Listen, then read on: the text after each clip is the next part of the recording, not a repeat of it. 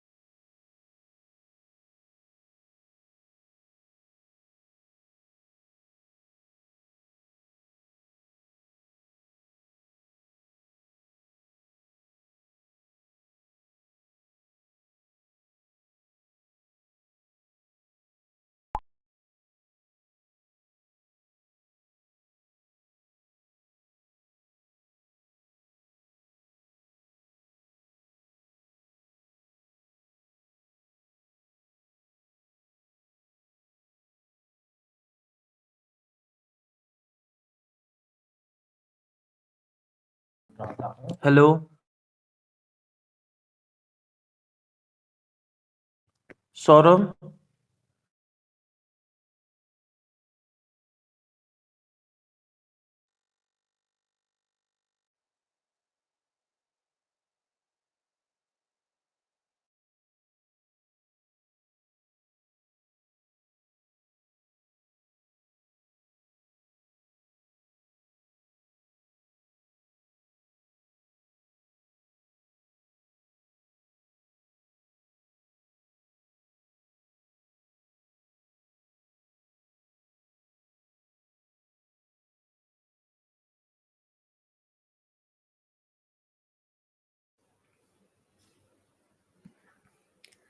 Good evening, everyone. I hope you are all doing great. It's an absolute pleasure to welcome you to this highly anticipated cybersecurity workshop where we dive deep into the world of ethical hacking, data protection, and digital safety. My name is Risha Singh, the president of Student Chapter Pergati Pointers, and I'll be your host for this session. I am thrilled to be the host of this workshop where we get to learn from some of the best minds in the field of cybersecurity. This amazing 2-day workshop has been organized by Perigeti Pointers in collaboration with Digital Yodha Foundation, and our club, Perigeti Pointer, is dedicated to creating opportunities for students to explore the world of technology, innovation, and security. Our club has always been the forefront of organizing insightful events, and today's workshop is just another step towards spreading awareness about cybersecurity in an era where online safety is more important than ever. Let's know what we will get to achieve through this session. Today is the day one of workshop, and we will cover the crucial aspects of cybersecurity with the introduction of cybersecurity, career opportunities related to it, and also about the malware and hands-on security demonstration. And now, let's welcome our esteemed speakers who are experts in the field of cybersecurity. First, we have Mr. Durgesh Thakre, who is certified ethical hacker and also has expertise in cyber forensic and penetration testing. And also we have Mr. Ankit Rai, the founder of Code Virus Security, director of Digital Yodha Foundation, and a well-known cybersecurity professional. With, with joining him, we have Mr. Divyanshu Gupta, a skilled security analyst who specializes in analyzing and preventing cyber threats. We are honored to have them with us today, and we can't wait to hear their insights. So, without further any ado, let's begin. I would like to invite Mr. Divyanshu, sir, for carrying this session further.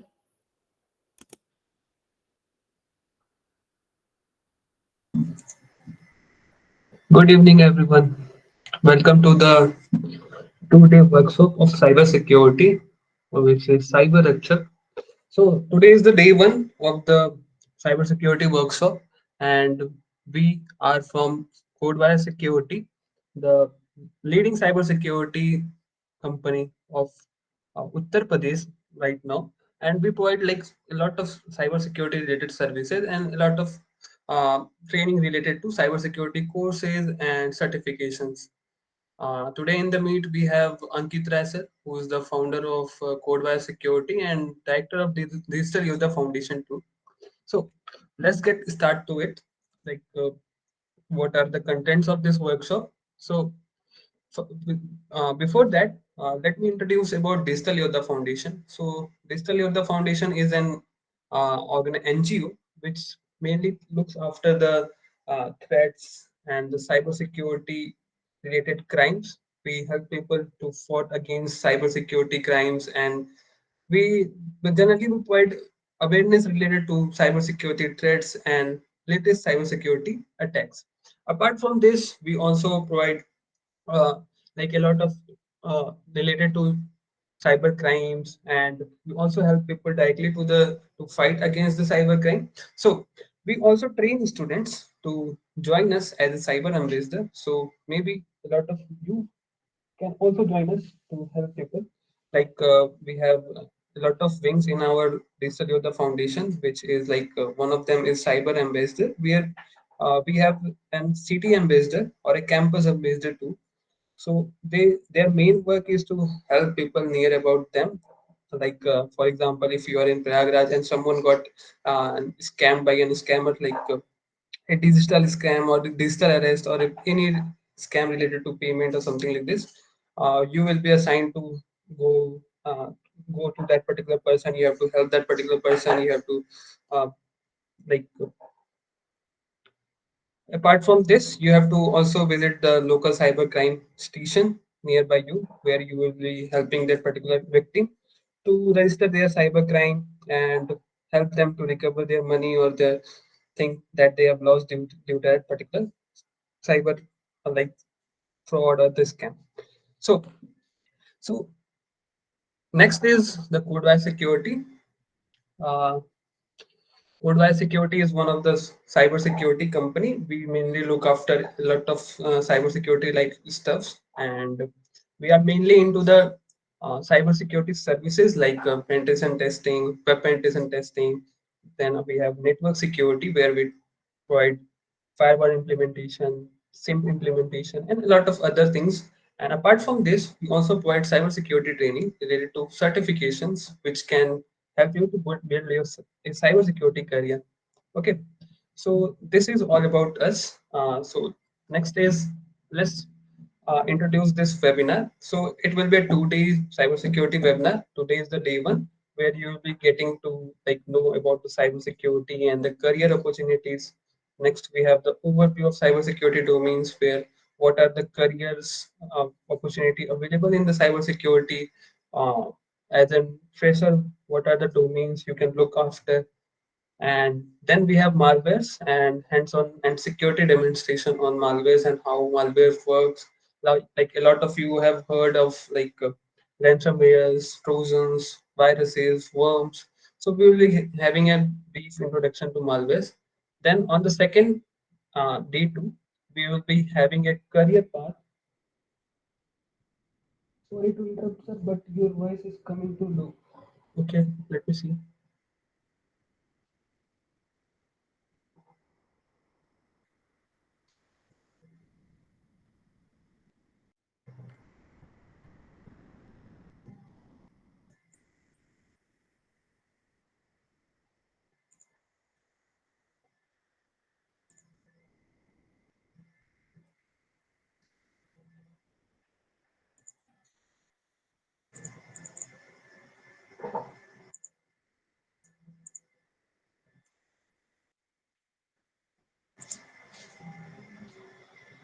Yeah, is it fine now?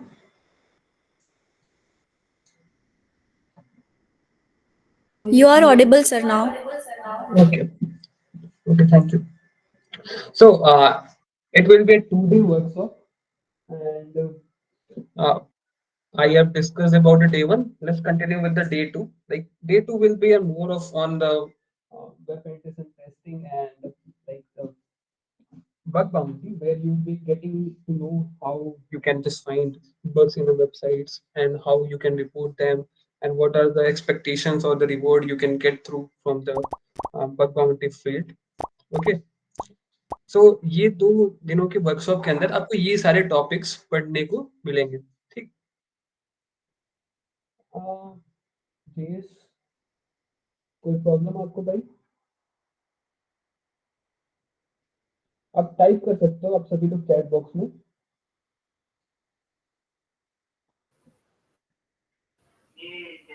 Okay. Yash Mishra, if you have any problem, you can ask in the chat box.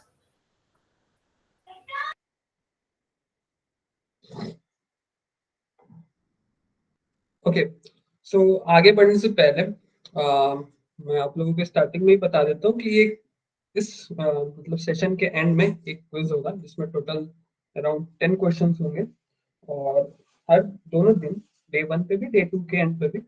और इसके अंदर जो top 5 लोग होंगे उन्हें एक course हमारी तरफ से प्रोवाइड कराया जाएगा जिसका नाम है साइबर आर्मर। ये कोर्स डिजिटल योद्धा फाउंडेशन आपको फ्री ऑफ कॉस्ट कराएगा। जो भी टॉप 5 लीडर बोर्ड पे होंगे सिर्फ उनके लिए ही वैलिड होगा। तो मैं चाहूंगा आप सभी लोगों से कि आप अच्छे से इस सेशन को मतलब समझे, और जो भी आपके डाउट्स हो वो आप रेगुलरली पूछते रहें चैट बॉक्स में। Okay, so all the best to all of you.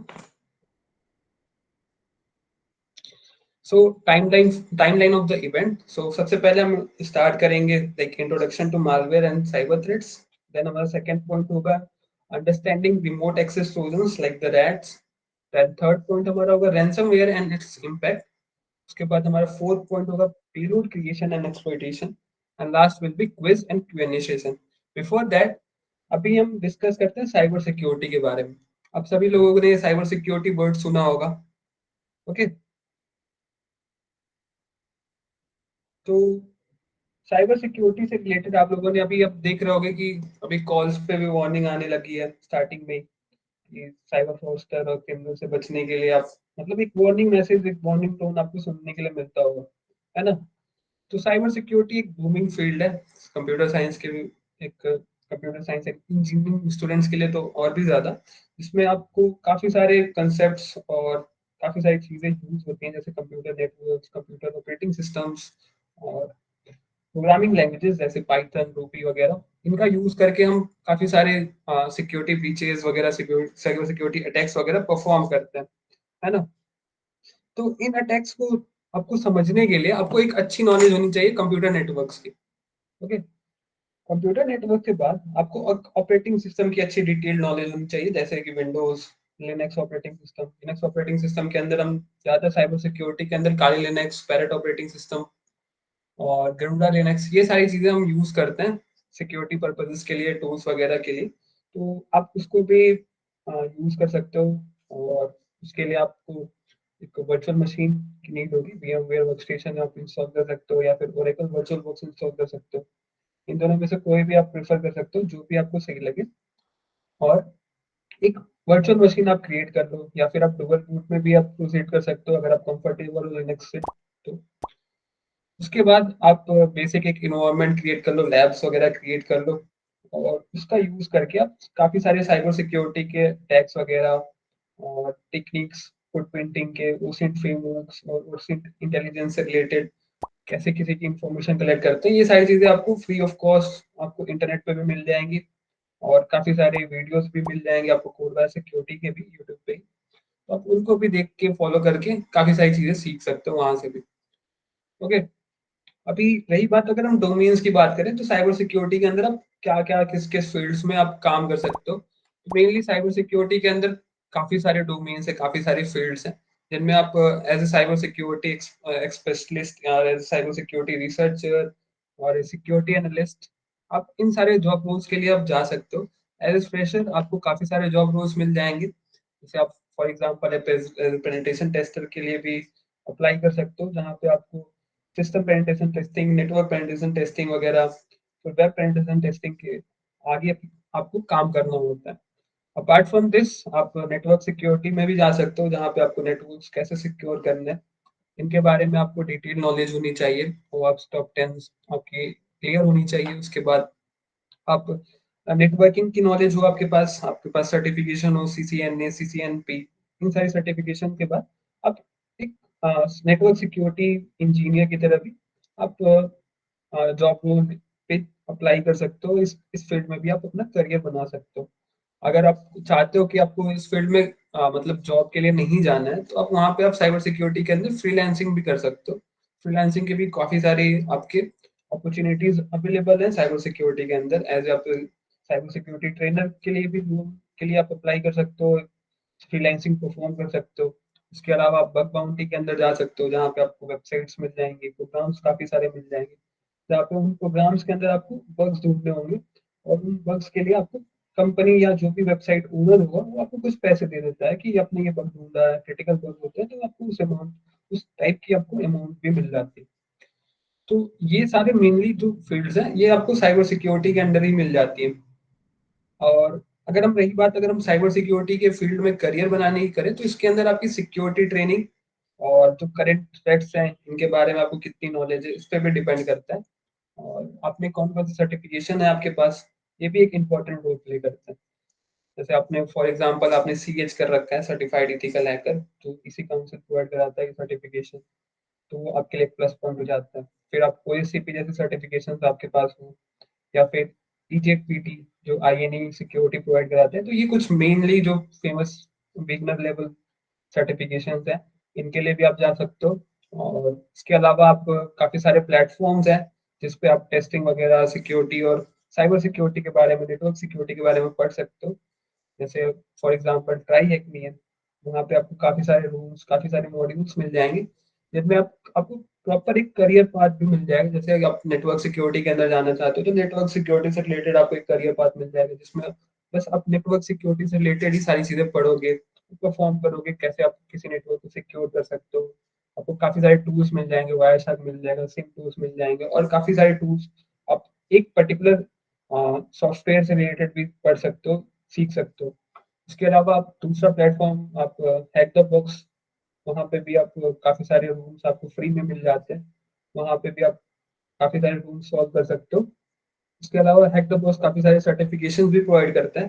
जैसे मैंने जो स्टार्टिंग में साइबर सिक्योरिटी करियर्स और पाथ्स के बारे में बात किया, वहाँ पे आप फॉर एग्ज़ाम्पल आपको वेब पेनिट्रेशन टेस्टिंग के अंदर जाना है, आपको वेबसाइट्स पे बग हंटिंग करना पसंद है, आपको इंटरेस्ट आता है उसमें, आप वहाँ पे अच्छा कर रहे हो, आप चाहते हो कि फ्यूचर में आप इस फील्ड के अंदर करियर बनाना, तो आपके पास सर्टिफिकेशन होने इम्पोर्टेंट है। तो हैक द बॉक्स के भी काफ़ी सारे सर्टिफिकेशंस अवेलेबल हैं, वहाँ पे आप उनके लिए भी अप्लाई कर सकते हो, उसका एग्ज़ाम आप देके वो सर्टिफिकेशन ले भी सकते हो। इसके अलावा थर्ड पॉइंट होगा कि आप कोई सीटीएफ वगैरह और कम्युनिटी के अंदर हो, कि लेटेस्ट ट्रेंड्स क्या चल रहे हैं साइबर सिक्योरिटी के अंदर, कौन-कौन से टूल्स अभी लेटेस्ट अभी जो साइबर थ्रेट्स हैं वो आ रहे हैं, नई वल्नरेबिलिटीज़ कौन-सी आ रही हैं, तो इसके लिए आपको आपको अप टू डेट रहना पड़ता है हमेशा। तो वहाँ पे आपको कोई कम्युनिटी हो गई, टेलीग्राम ग्रुप्स आपको बहुत सारे मिल जाएँगे, कोड वायर सिक्योरिटी की भी एक बग बाउंटी की ग्रुप है, वो भी आप जॉइन कर सकते हो। वहाँ पे भी आपको काफ़ी सारे बग्स के बारे में मिल जाएगा इन्फॉर्मेशन की, लेटेस्ट बग्स कौन से चल रहे हैं, कहाँ पे रिवॉर्ड्स मिल रहे हैं, ये सारी चीज़ें। और भी काफ़ी सारे टेलीग्राम्स पे ग्रुप हैं, जहाँ पे आप सीटीएफ जैसे चैलेंजेस और ओपन सोर्स टूर्नामेंट्स में पार्टिसिपेट कर सकते हो, जिसमें आपको हैकाथॉन्स मिल जाते हैं, कैप्चर द फ्लैग जिसको हम सीटीएफ बोलते हैं, वैसे कॉम्पिटिशन्स मिल जाते हैं, जहाँ पे आपने जो भी पढ़ाई कर रखी है अभी तक साइबर सिक्योरिटी से रिलेटेड, ओके? तो उनसे रिलेटेड जो भी आपको काफ़ी सारे टास्क मिल जाते हैं, तो उन टास्क को आपको सॉल्व करना होता है और फ्लैग्स ढूँढने होते हैं। ऐसे ओपन सोर्स फ्लैग्स वगैरह या बग हंटिंग वगैरह भी आप परफॉर्म कर सकते हो और अपनी स्किल्स को और अपग्रेड कर सकते हो। इसके अलावा आपको जैसे ऑपरेटिंग सिस्टम की अच्छी नॉलेज होनी चाहिए, सारे ऑपरेटिंग सिस्टम के बारे में आपको प्रॉपर नॉलेज होनी चाहिए, ट्रबल शूटिंग वगैरह कैसे परफॉर्म करें, कोई भी एरर वगैरह जनरेट होते हैं तो इस फील्ड में भी आपको थोड़ी बहुत नॉलेज नॉलेज होनी चाहिए सारे ऑपरेटिंग सिस्टम के बारे में, क्योंकि आपको पता नहीं है कि कब आपको कौन सा ऑपरेटिंग सिस्टम यूज करना पड़ जाए, कब किस ऑपरेटिंग सिस्टम में कैसी वल्नरेबिलिटी आ जाए। तो आपको ट्रबल शूटिंग की अच्छी नॉलेज होगी, उस ऑपरेटिंग सिस्टम पे आपके थोड़े बहुत हैंड्स ऑन होंगे, तो आप इस पे काफी सारी चीजें परफॉर्म कर पाओगे। ठीक है, तो यही मेनली हमारे साइबर सिक्योरिटी के अंदर जो पास है, ये मेन कुछ रोड मैप हो सकता है अकॉर्डिंग टू मी। अगर आप अगर पूछो मुझसे कि रोड मैप क्या हो सकता है साइबर सिक्योरिटी के अंदर, तो रोड मैप बेसिकली सबसे पहले तो आप कंप्यूटर नेटवर्क्स, ऑपरेटिंग सिस्टम, इनकी आपको डिटेल में नॉलेज होनी चाहिए। उसके बाद जो प्लेटफॉर्म्स मैंने आपको बताया, पिको सीटीएफ हो गया, ट्राई हैक मी हो गया, हैक द बॉक्स हो गया, ओके। इन प्लेटफॉर्म्स पे आपको अच्छे खासे रूम्स सॉल्व करने पड़ते हैं। अच्छी खासी आपको बेसिकली आप जितने भी रूम्स अच्छे से सॉल्व करोगे उतना अच्छा होगा आपके लिए, ओके। इसके बाद आप किसी सर्टिफिकेशन के लिए जा सकते हो, जैसे सीएच हो गया या फिर ओएससीपी हो गया या सिक्योरिटी प्लस हो गया कॉम्टिया का, ठीक, ऐसे सर्टिफिकेशन आप ले सकते हो। और लिनक्स पे आपका अच्छा खासा हैंड्स ऑन होना चाहिए, ठीक है। आपको एक अच्छी इंटर्नशिप ढूंढनी पड़ेगी साइबर सिक्योरिटी फील्ड के अंदर ही। अगर आप फ्रीलांसिंग कर रहे हो तो वेल एंड गुड। अगर आपको इसमें एज ए करियर पाथ देख रहे हो, आप चाहते हो कि आप फ्रीलांसिंग नहीं करना चाहते हो, तो उस केस में आपको एक इंटर्नशिप की नीड होती है। आप जितनी इंटर्नशिप करोगे आपके लिए उतना ही बेनिफिट होगा आपको फर्दर, जब अभी आप जॉब मार्केट में जॉब्स के लिए जाओगे तब। तो ये 3-4 मेन पॉइंट्स हैं जो आपको साइबर सिक्योरिटी के अंदर करियर बिल्ड करने में आपकी हेल्प करते हैं। तो अभी हम फर्दर अपने डे वन के जो की टॉपिक्स हैं, की पॉइंट्स हैं, उधर से स्टार्ट करते हैं। तो पॉइंट नंबर वन वाज था कि introduction to malware and cyber threats, इधर से स्टार्ट करते हैं। जैसे आप लोगों ने मालवेयर का वर्ड काफी बारी मालवेयर वर्ड सुना होगा या नहीं सुना होगा, तो भी मालवेयर का फुल फॉर्म होता है मैलिशियस सॉफ्टवेयर, जिसमें आपके वायरसेस, वॉर्म्स, ट्रोजन्स ये सारे आते हैं। ये बेसिकली वो सॉफ्टवेयर होते हैं जो आपके सिस्टम को हार्म करते हैं और आपकी सीपीयू यूटिलाइजेशन को आ, मतलब खा जाते हैं, जिसकी वजह से आप कोई और टास्क परफॉर्म कर रहे होते हो तो उसमें आपको प्रॉब्लम आती है, लैग फील होता है, काफी बारी आपका सिस्टम हैंग हो जाता है या करप्ट हो जाती है आपकी फाइल्स और सिस्टम की जितने भी इंपॉर्टेंट लोकेशंस और जो इंपॉर्टेंट टास्क होते हैं वो आप परफॉर्म नहीं कर पाते, ओके। तो मालवेयर के अंदर बेसिकली हम सिस्टम का अनऑथराइज्ड एक्सेस लेने की भी कोशिश करते हैं, जिसमें हम फर्दर सिस्टम को कैसे हार्म कर सकते हैं, उसके अंदर कौन कौन सी फाइल्स हैं जो हमारे लिए इंपॉर्टेंट हो सकती है, उसको हम वहां से निकालने की कोशिश करते हैं, उसको डाउनलोड करने की कोशिश करते हैं और विक्टिम को ओवरऑल डैमेज पहुंचाने की कोशिश करते हैं। सो मालवेयर बेसिकली हम बेसिकली ये पूरा जो भी आज की सेशन है डे वन, ये पूरा आपका पूरा मालवेयर पे ही फोकस्ड है, like viruses, worms, trojans, ransomware, इनके बारे में ही हम डिस्कस करेंगे।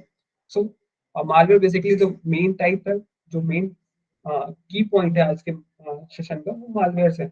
अब इसके अराउंड ही हम सारे हैंड्स ऑन वगैरह हम देख रहे होंगे इस सेशन के अंदर, ओके। तो साइबर क्राइम में अंदर भी हम काफी सारे मालवेयर्स का ही, जो स्कैमर्स होते हैं या फ्रॉस्टर्स होते हैं, ये इनका ही यूज करते हैं। जैसे अभी आप लोगों ने देखा होगा कि कोई भी ऐप है उसके आपके मॉड एपीकेस मिल जाते हैं। फॉर एग्जांपल स्पॉटिफाई है, आप प्रीमियम नहीं लेना चाहते हो, आप पैसे पे करके प्रीमियम फीचर्स का यूज नहीं करना चाहते हो, आप चाहते हो कि मैं फ्री में गाने सुन, तो आप इंटरनेट पे जाते हो, आप सर्च करते हो स्पॉटिफाई मॉड एपीके, ओके। तो वहाँ पे आपको काफी सारे ऑप्शन मिल जाते हैं, काफी सारी वेबसाइट्स मिल जाती है। आप उनको सर्च करते हो, देखते हो कौन सी वेबसाइट सबसे सही लग रही है आपको, उस पर क्लिक करते हो, जो भी वहाँ पे आपको डाउनलोड बटन होता है उस पर क्लिक कर देते हो, फिर वो आपको बोलता है 10 सेकंड वेट करो, फिर उसके बाद आपको डाउनलोड लिंक जनरेट करके देंगे। फिर वो वहां से आपको किसी और वेब पेज पर रिडायरेक्ट करता है, फिर वहां से आप किसी और वेब पेज पे जाते हो, ठीक। तो जब आप एक एपीके फाइल या मॉड एपीके फाइल डाउनलोड कर लेते हो अपने सिस्टम, अपने फोन के अंदर, तो अब सारी परमिशंस अलाउ कर देते हो। आप कहते हो मेरा काम होना चाहिए यार, मेरे पास तो कौन सा ही डेटा है, ठीक है, मेरा डेटा कोई लेके क्या ही कर लेगा। आप किस माइंडसेट के साथ रहते हो, काफी सारे लोग रहते होंगे, मैं सबकी बात नहीं कर रहा हूँ, मतलब एक ह्यूज पॉपुलेशन इसी माइंडसेट के साथ होती है। मेरा डेटा इंपॉर्टेंट नहीं है, मेरे पास कोई फोटोज ऐसी नहीं है, ना कुछ ऐसा इंपॉर्टेंट डेटा है, मेरे पास बैंक अकाउंट में पैसे ही नहीं है, निकाल लो कितने निकालोगे, है ना। लेकिन हमें नहीं पता है ना कि हमारी डेटा, हमारी फोटोज या जो भी हमारे पास अभी भी जो फोन के अंदर है वो इम्पोर्टेंट है या नहीं। वो दूसरे के लिए इम्पोर्टेंट हो सकती है, हैकर या स्कैमर्स के लिए इम्पोर्टेंट हो सकती है। आपके फोटोज जो भी आपने अपने, मान लो एक दो सेल्फी भी रख रखी है अपने फोन के अंदर, तो उस फोटो, उस सेल्फी का यूज करके काफी सारे एआई जनरेटेड वीडियोस क्रिएट किए जा सकते हैं, वीडियो मॉर्फिंग परफॉर्म करी जा सकती है। फोन वीडियोस में भी आपकी इस पर्टिकुलर सेल्फी की इमेज की यूज करके काफी सारे वीडियोस एडिट किए जा सकते हैं। तो काफी सारे अटैक्स आपकी एक सिंगल फोटो से परफॉर्म किया जा सकता है। आपके एक सेल्फी के यूज करके कोई आपका एक फेक इंस्टाग्राम हैंडल अकाउंट बना सकता है, फेसबुक पे पेजेस चल सकते हैं आपके एक फोटो के हेल्प से। तो हमें बेसिकली इस माइंडसेट को हमें छोड़ना पड़ेगा कि कोई भी डेटा मेरे लिए कोई इंपॉर्टेंट नहीं है, मेरा तो काम है जो वो होना चाहिए फ्री में। काफी लोग, आप लोगों में से टेलीग्राम यूज करते होंगे, है ना, पायरेटेड वीडियोस या वेब सीरीज देखने के लिए, वो ठीक है, उसमें कोई प्रॉब्लम नहीं है। लेकिन जो आप एप्लीकेशन या सॉफ्टवेयर डाउनलोड करते हो टेलीग्राम वगैरह से या फिर किसी भी थर्ड पार्टी वेबसाइट से, उसके अंदर मालवेयर्स हो सकते हैं, उसके अंदर मैलिशियस सॉफ्टवेयर हो सकते हैं। ठीक है, वो बेसिकली हम इनको हो सकते हैं रैट हो, रिमोट एक्सेस ट्रोजन हो सकता है, वो हो सकता है उसके अंदर कोई रैंसमवेयर हो जो आपकी सारी फाइल्स को, आपके पूरे फोन को इनक्रिप्ट कर दे, है ना। तो इन सारी चीजों से आपको बेसिकली बच के रहना होगा मालवेयर से। और जो भी मॉड एपीके वगैरह आप देख रहे हो मार्केट में, अगर आप चाहते हो यूज करते हो, अभी भी यूज करते हो, तो परमिशंस वगैरह भी आप ध्यान से देख के अलाउ करो। फॉर एग्जांपल मान लो कि आप स्पॉटिफाई का ही मॉड एपीके एग्जांपल हमने बात किया था, तो वहां पे आप जब उस एप्लीकेशन को ओपन कर रहे हो तो उसके अंदर कौन कौन सी परमिशन आप अलाउ कर रहे हो, उस पर भी आप ध्यान दे सकते हो। अब किसी मॉड एपी को आपने डाउनलोड किया है तो उसको आपके कॉन्टेक्ट्स और एसएमएस की क्या नीड है, कोई भी नहीं। तो ऐसे परमिशन को आप डिनाई करके भी आप चाहो तो थोड़ी देर के लिए या कुछ पर्टिकुलर टाइम के लिए उस पर्टिकुलर मॉड एपीके को यूज कर सकते हो। अभी वापस आते हैं मालवेयर्स पे। तो मालवेयर्स आपके can be study in nature, ये आपको दिखेंगे नहीं कि आपके फोन के अंदर ये इंस्टॉल्ड है, या आपके फोन के अंदर काफी सारे जो प्री इंस्टॉल एप्लीकेशन होते हैं ना, वैसे आपके एक एप्लीकेशन मेन्यू के अंदर आप सर्च भी करोगे तो वैसे ही दिखेंगे, आपको पता ही नहीं लगेगा कि ये आपका ऑपरेटिंग सिस्टम बेस्ड कोई एप्लीकेशन है या टूल किट है, या फिर एक रैंडम आपने एक्सटर्नल सोर्सेज को डाउनलोड कर लिया अपने सिस्टम के अंदर। या आपको लेजिटिमेट सॉफ्टवेयर की तरह भी दिख सकते हैं व्हाट्सएप के जैसे। अभी कुछ टाइम पहले एक जीबी व्हाट्सएप चला करता था मार्केट में, तो उसको लोग, काफी लोग यूज करते थे कि इसमें हम मैसेजेस को पहले देख सकते हैं। मतलब बेसिकली जो डिलीटेड मैसेज है आप उसको वहां पे देख सकते हो, उसको वहां पे अब डिलीट फॉर एवरीवन कर देते थे तो फिर वो दिख जाता था। काफी सारी चीजें वहां पे, कुछ फीचर्स वगैरह थे, थीम्स वगैरह आप चेंज कर सकते थे उसके अंदर। तो काफी लोगों ने उसको यूज किया वहां पे। जिन लोगों ने यूज किया उनके व्हाट्सएप के 2-3 सेशन बन जाते थे, अलग अलग जगह पे, अलग अलग लोकेशन पे उनके सेशंस का यूज किया जाता था। इन सेशन का यूज करके काफी सारे फ्रॉडस्टर स्कैमर्स उनका मोबाइल नंबर का यूज करके बाकी लोगों को मैसेजेस व्हाट्सएप पे वीडियोस वगैरह, इमेजेस वगैरह या वॉइस कॉल्स वगैरह परफॉर्म करते थे, यूज करते थे उनका number as a proxy server और इंटरमीडिएटर। ठीक है, तो ऐसे थर्ड पार्टी मालवेयर एप्लीकेशन और मॉड एपीके से आपको बेसिकली बच के ही रहना है। उसके बाद हैकर्स और साइबर क्रिमिनल्स इसका यूज करते हैं बेसिकली एक प्रोपोगंडा फैलाने के लिए, या फिर बेसिकली अपना एक एजेंडा कंप्लीट करने के लिए। अभी आप लोगों ने कुछ साल पहले, 2-3 साल पहले, आपने पेगासस स्पाईवेयर का नाम सुना होगा। काफी ज्यादा इसके बारे में अपने न्यूज आर्टिकल्स वगैरह भी पढ़ रखे होंगे अगर आप न्यूज वगैरह फॉलो करते हो तो ऐसे स्पाईवेयर्स भी होते हैं जो पूरी पूरी कंट्री ऑर्गेनाइज करती है C2C सर्वर्स पे अपने, और इनका यूज करके एक पूरी कंट्री को ही हार्म पहुंचाने की कोशिश करती है। और मालवेयर्स की वजह से, जैसे कि आप मान लो कि आप लोगों ने यूनो एसबीआई या कोई भी आप बैंक यूज करते हो तो उसका एक बैंकिंग एप्लीकेशन होता है। तो स्कैमर्स और फ्रॉडस्टर्स बैंकिंग एप्लीकेशन का भी वो अपना एक मॉडिफाइड वर्जन रखते हैं, जिसके अंदर वो अपना एक particular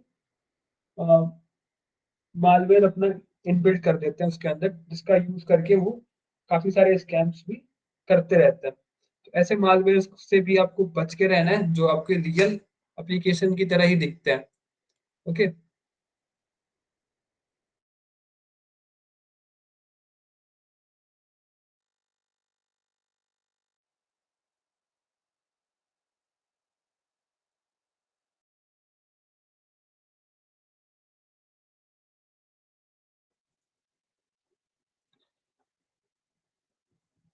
next is types of malware.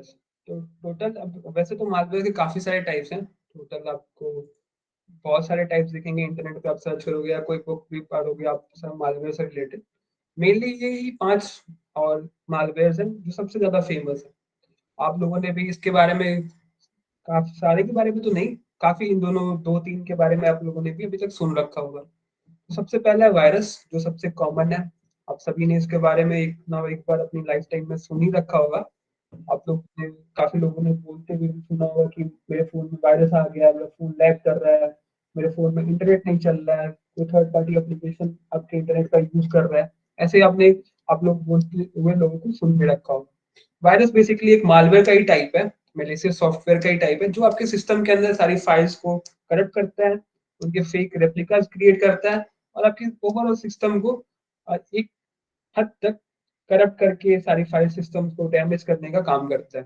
तो इस टाइप की सॉफ्टवेयर्स को हम कंप्यूटर वायरस बोलते हैं और सबसे फेमस जो अभी तक का कंप्यूटर वायरस था वो था आई लव यू वायरस। ये 2000 में ये सबसे ज्यादा सर्कुलेट हुआ था ऑल ओवर वर्ल्ड, जिसमें एक सभी को कंप्यूटर यूजर्स को, उस टाइम पे इतने कंप्यूटर यूजर्स थे भी नहीं, फिर भी ये अभी तक का सबसे हार्मफुल वायरस था, जिसमें सभी को एक मेल आता था, उसमें मेल का टाइटल लिखा होता था लव लेटर फॉर यू। लोग इच्छुक होकर तुरंत के तुरंत उस मेल को ओपन कर देते थे कि अरे भाई मुझे तो लव लेटर रिसीव हुआ है। आप भी इसके बारे में सर्च कर सकते हो, आपको मिल जाएगा ये वायरस। तो जैसे वो लोग मेल को ओपन करते थे उसमें एक फाइल हुआ करती थी, उसका नाम था I love U dot T dot VBS.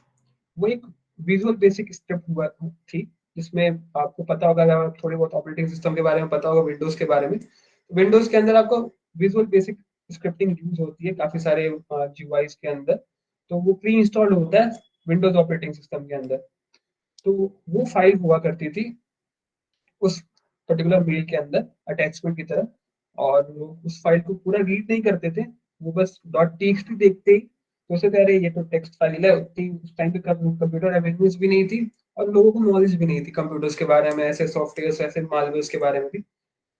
तो वो तुरंत उस फाइल को क्लिक करते थे ओपन करने के लिए कि देखे तो देखे कौन किसने भेजा है मुझे ये। ठीक, जैसे ही वो ओपन करते थे वो वायरस उनके सिस्टम को इन्फेक्ट कर देता था और जितने भी सिस्टम पे फाइल्स थी उनको करप्ट डिलीट और मॉडिफाई करना स्टार्ट कर देता था और ओवरऑल पूरी सीपीयू यूटिलाइजेशन करना स्टार्ट कर देता था। तो ऐसे ये एक बेसिकली एक एग्जांपल है वायरस का। नेक्स्ट है वर्म।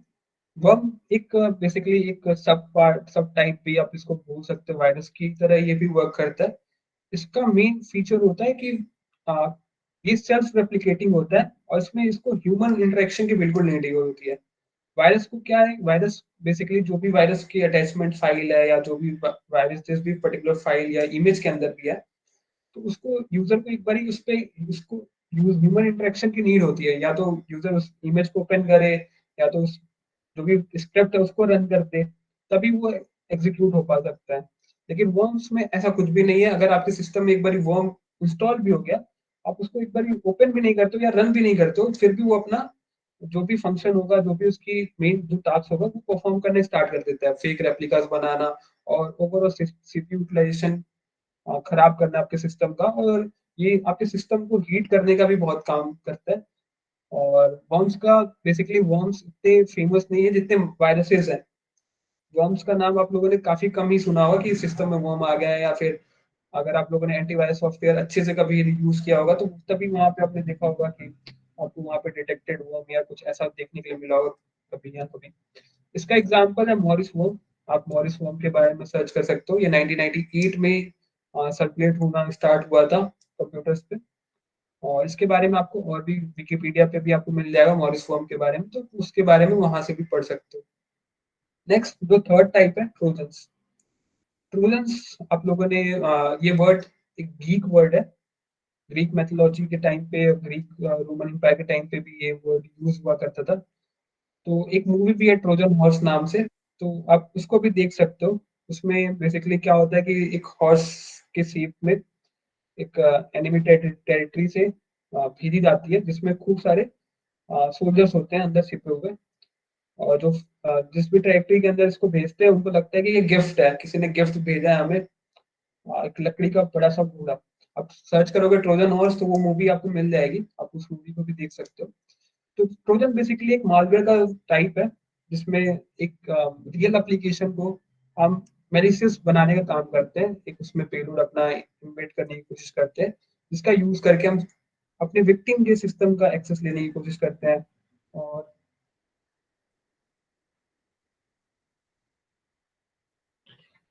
और इनके एग्जाम्पल आपको मिल जाएंगे, जैसे आप रेमकॉस रैट का यूज कर सकते हो, कसार का यूज कर सकते हो, ये कुछ एग्जाम्पल्स हैं ट्रोजन्स के। ओके, फोर्थ टाइप है हमारा रैंसमवेयर। रैंसमवेयर बेसिकली रैंसम का नाम होता है, आप फिरौती इसको बोलते हैं हिंदी में, जिसमें आप ये एक ऐसा मेलिशियस सॉफ्टवेयर होता है जिसको अगर आपका सिस्टम में ये इंस्टॉल होकर एग्जीक्यूट हो जाए तो आपके सिस्टम की सारी फाइल्स को इनक्रिप्ट कर देता है एक क्रिप्टोग्राफिक एल्गोरिथम का यूज करके, और उसको आप डिक्रिप्ट नहीं कर पाते हो। अभी हाल ही में, अभी पिछले साल ही एम्स दिल्ली पे ये अटैक हुआ था जिसमें रैंसमवेयर का यूज करके एम्स दिल्ली की सारी फाइल्स, सारी जितने भी फाइल्स थी, जितने भी डेटा था, सबको इनक्रिप्ट कर दिया गया था, और उन्होंने एक फिरौती, एक रैंसम अमाउंट मांगा था उसको डिक्रिप्शन की प्रोवाइड करने के लिए। रैंसमवेयर बेसिकली एक आप कह सकते हो कि काफी सारे गवर्नमेंट ऑर्गेनाइजेशन पे भी रैंसमवेयर अटैक परफॉर्म किए जाते हैं। ये इंडिविजुअल्स पे फोकस नहीं होता है, ये ज्यादातर ऑर्गेनाइजेशंस और कंपनीज इनके लिए ही ज्यादातर टारगेट करते हैं इनका यूज करके। ओके, इसका एग्जांपल आप, रैंसमवेयर का एग्जांपल आपको मिल जाएगा, वोनाक्राई मिल जाएगा, और भी काफी सारे इसके एग्जांपल्स मिल जाएंगे। वोनाक्राई 2017 में सर्कुलेट होना स्टार्ट हुआ था इंटरनेट पे, जो आपके सांबा वर्नेबिलिटी एसएमबी से रिलेटेड, जिसको हम इटर्नल ब्लू वर्नेबिलिटी भी बोलते हैं, इसका यूज करके एक्सप्लॉइटेशन परफॉर्म करता था सिस्टम पे, और आपके सिस्टम की सारी फाइल्स को इनक्रिप्ट कर देता था। और फिर जो भी स्कैमर, जो हैकर्स थे, वो आपसे एक रैंसम अमाउंट डिक्रिप्शन की प्रोवाइड करने के लिए मांगते थे। Next is spyware. Spyware, spy word तो आप लोगों ने सुना ही होगा। तो स्पाईवेयर बेसिकली एक स्पाइंग सॉफ्टवेयर होता है जो आपके सिस्टम को मॉनिटर करता रहता है कि आप क्या कर रहे हो अपने सिस्टम पे, कौन सी फाइल्स ओपन कर रहे हो, किसको मैसेज कर रहे हो। ठीक, ये सारी चीजें स्पाईवेयर का यूज करके हम परफॉर्म करते हैं। यहाँ पे आपको काफी सारे स्पाईवेयर गिटअप पे मिल जाएंगे, इंटरनेट पे भी आपको काफी सारे फ्री स्पाईवेयर मिल जाएंगे। कुछ आपको चाइल्ड मॉनिटरिंग टूल्स भी मिल जाएंगे प्ले स्टोर वगैरह पे भी, जैसे फॉर एग्जांपल एयर ड्रॉइड का यूज करके आप समझ सकते हो स्पाईवेयर कैसे वर्क करता है। और जैसे मैंने एक एग्जांपल दिया था पेगासस का, वो भी हमारा एक स्पाईवेयर था। और कीलॉगर बेसिकली एक सॉफ्टवेयर होता है, एक स्क्रिप्ट होती है जो आपके सिस्टम पे, जो भी आप कीबोर्ड पे जो टाइप कर रहे हो ना, उसको एक टेक्स्ट फाइल के अंदर अटैकर को भेज रहा होता है, जो भी आप अपने सिस्टम पे टाइप कर रहे होते हो। की लॉगर्स भी आपका एक मालवेयर का ही टाइप है, जो आपके की स्ट्रोक्स को रिकॉर्ड करता रहता है। तो ये बेसिकली कुछ मेन टाइप्स के मालवेयर्स हैं। इसके अलावा भी आपको काफी सारे और मालवेयर के टाइप्स मिल जाएंगे, एपीटीज मिल जाएंगे। इनके बारे में आप और भी पढ़ सकते हो और रिसर्च कर सकते हो। So next is remote access trojans, rats. तो अभी हमने ट्रोजन्स की बात करी, तो रैट बेसिकली एक टाइप है ट्रोजन्स का है, जिसमें हम सिस्टम का, विक्टिम का रिमोट एक्सेस लेने की कोशिश करते हैं, और उसके सिस्टम के अनऑथराइज एक्सेस लेने के बाद ही हम उसके सिस्टम की स्क्रीन शेयरिंग, फाइल्स को डाउनलोड करना, डिलीट करना, मॉडिफाई करना, वॉइस नोट्स रिकॉर्ड करना, ये सारी चीजें हम परफॉर्म करते हैं रैट्स का यूज करके। ओके, तो रैट बेसिकली हम इसको रैट्स भी बोल सकते हो आप, कंप्यूटर रैट्स भी बोल सकते हो, ट्रोजन भी बोल सकते हो, इनके काफी सारे नाम हैं। तो इनके की फीचर ये होता है कि बेसिकली आपको स्क्रीन कैप्चरिंग में, लाइव मॉनिटरिंग, स्क्रीन मिररिंग वगैरह में आप इसका हेल्प ले सकते हो, परफॉर्म कर सकते हो विक्टिम के कंप्यूटर्स पे। वेबकैम और फोन, माइक्रोफोन पे भी आप इसका बाइंडिंग परफॉर्म कर सकते हो। और भी काफी सारे अटैक्स हैं जो इनके थ्रू आप परफॉर्म कर सकते हो। और ट्रोजन्स और रैट्स बेसिकली हम अनऑथराइज एक्सेस लेने के लिए यूज करते हैं, जिसमें हम किसी सिस्टम का डेटा डाउनलोड करने के लिए, या फाइल्स को डिलीट करने के लिए, या मैनिपुलेट करने के लिए इनको यूज करते हैं। ओके, अब रैट्स के, अब देखिए कि रैट्स कैसे वर्क करते हैं। तो सबसे पहले इसमें एक डिलीवरी मेथड होता है, जिसमें हम कैसे रैट डिलीवर करोगे आप अपने विक्टिम पे, वो इन्वॉल्व होता है। उसके बाद वो कैसे आपको किस अपने विक्टिम के कंप्यूटर पे आपको उसको एग्जीक्यूट कराना होता है।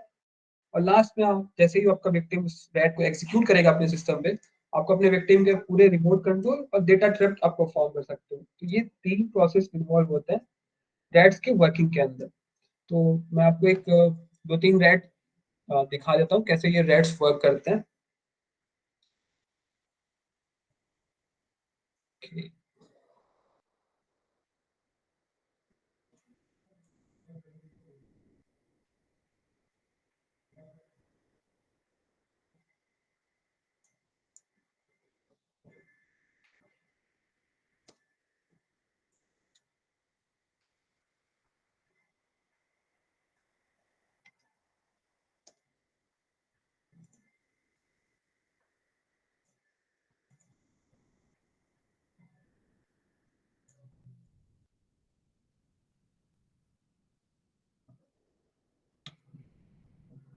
ओके, सो सबसे पहला रैट हमारा कसार है, जो आपको गिटहब पे ही मिल जाएगा। मैं इस रेपो का आपको लिंक शेयर कर देता हूँ चैट बॉक्स में, और मैं उनको इंस्टॉलेशन प्रोसेस भी दिखा देता हूँ।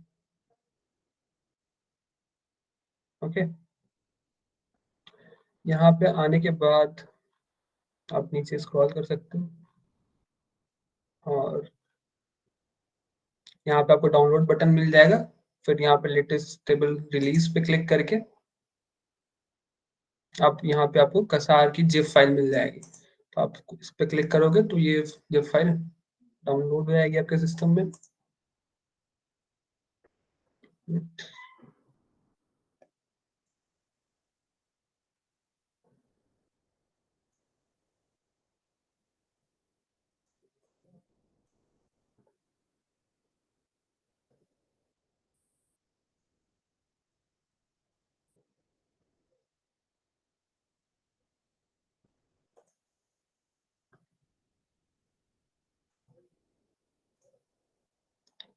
इसको डाउनलोड करने के बाद जब एक्सट्रैक्ट करोगे आप, उससे पहले आपको अपने विंडोज पे आना है, और विंडोज की सेटिंग्स में आके जो भी आपका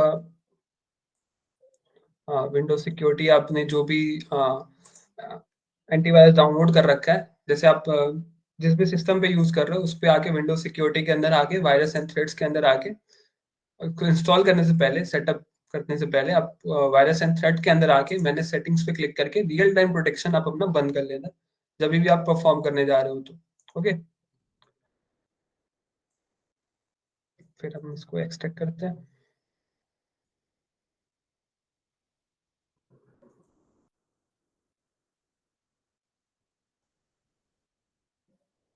एक्सट्रैक्ट करोगे ये आपको फाइल मिल जाएगी, और ये एक सी फाइल है, आपको इसको एग्जीक्यूट करना है।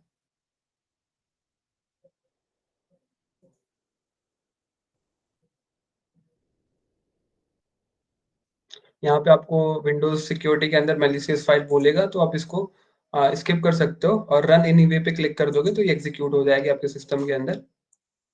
ओके, फिर आपको ऐसा एक इंटरफेस मिलेगा कसार के अंदर, आप जिसका यूज कर सकते हो। तो सबसे पहले ये बोलेगा कि आपको इंस्टॉलेशन के लिए एक सर्टिफिकेट की नीड होगी, तो आप क्रिएट पे क्लिक कर देना।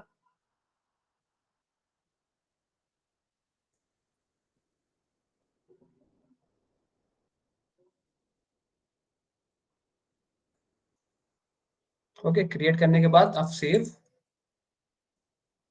जैसे ही सेव करोगे तो आपको ऐसा इंटरफेस देखने के लिए मिल जाएगा। ओके, यहाँ पे आने के बाद आप बिल्डर पे क्लिक कर देना। ठीक, और फिर आपको क्लाइंट का नेम वगैरह जो भी चाहिए हो वो आप यहाँ पे एंटर कर देना, कि किस टाइप की आपकी फाइल का क्लाइंट टैग क्या होगा, या जो भी आप चाहते हो। फिर आप अपना सबसे पहले यहाँ पे अपनी आईपी डाल देना, जो भी आपकी आईपी आ रही हो। आप आईपी चेक करने के लिए आप सीएमडी का यूज कर सकते हो। सीएमडी ओपन करने के बाद आप आईपी कॉन्फ़िग कमांड लगा लेना अपनी सिस्टम की आईपी देखने के लिए। तो फॉर एग्जांपल मेरी आईपी एड्रेस ये है 192.168.29.245। ठीक, WLAN 0 की वाईफाई की। ठीक, तो ये आईपी एड्रेस आ रही होगी, जो भी है ऐसे ही आपकी आईपी एड्रेस आपको देखने के लिए मिल जाएगी। आप IF कॉन्फ़िग या जो भी आपको कमांड सही लगे उसका यूज कर लेना। तो आईपी या होस्ट नेम के अंदर अपनी आईपी एंटर कर देंगे हम, 29.245। और पोर्ट नंबर इंपॉर्टेंट है, अगर आप पोर्ट नंबर चेंज करते हो तो वो आप देख लेना। अगर बाय डिफॉल्ट मैं 4782 पे ही रहने देता हूँ, तो मैं इसी पोर्ट का यूज करके हम अपने जो भी रिमोट डेस्टिनेशन होगा उसको उससे हम कनेक्ट हो रहे होंगे। फिर इंस्टॉलेशन सेटिंग्स है, यहाँ पे आपको क्या क्या चाहते हो आप अपने सिस्टम पे, अपने विक्टिम के कंप्यूटर पे करना, उससे रिलेटेड आप यहाँ पे सेलेक्ट कर सकते हो। क्लाइंट इंस्टॉल के अंदर आपको किस टाइप की फाइल इंस्टॉल करनी है, यूजर एप्लीकेशन डेटा या प्रोग्राम्स फाइल की कंट्रोल लेना है, या फिर आपको सिस्टम के अंदर डाउनलोड कराना है, सिस्टम 32 के अंदर। ठीक, तो आप उसको चूज कर सकते हो इसके अकॉर्डिंगली। ठीक, तो मान लो कि अगर मुझे प्रोग्राम फाइल्स के अंदर अगर इसको इंस्टॉल कराना है, तो वहाँ पे यूजर को इसको एडमिनिस्ट्रेटर की तरह एग्जीक्यूट करना पड़ेगा, तो इसलिए मैं इसको by default user application data के अंदर इंस्टॉल कर रहा हूँ। यहाँ पे आपको ये एडमिनिस्ट्रेटर वाला आइकन नहीं दिखेगा। अगर आप इन दोनों ऑप्शन को चूज करते हो, तो यूजर को एज ए एडमिनिस्ट्रेटर ही इस एप्लीकेशन को, आपका जो दैट क्रिएट होगा उसको डाउनलोड करना पड़ेगा। तभी ये वर्क करेगा अच्छे से। तो इसलिए मैं अभी इसको एप्लीकेशन यूजर एप्लीकेशन डेटा के अंदर ही इसको फॉर्म स्टोर करने के लिए परमिशन देता हूँ, ताकि ये वहां पे ही स्टोर हो।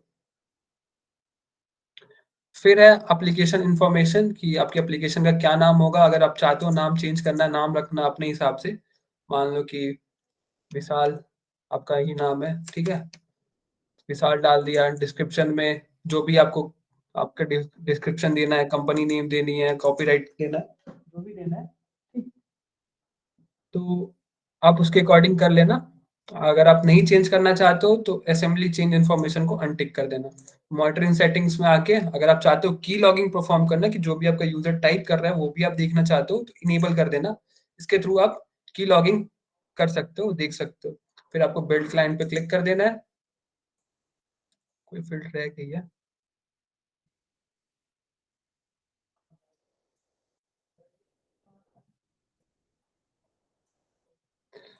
ओके,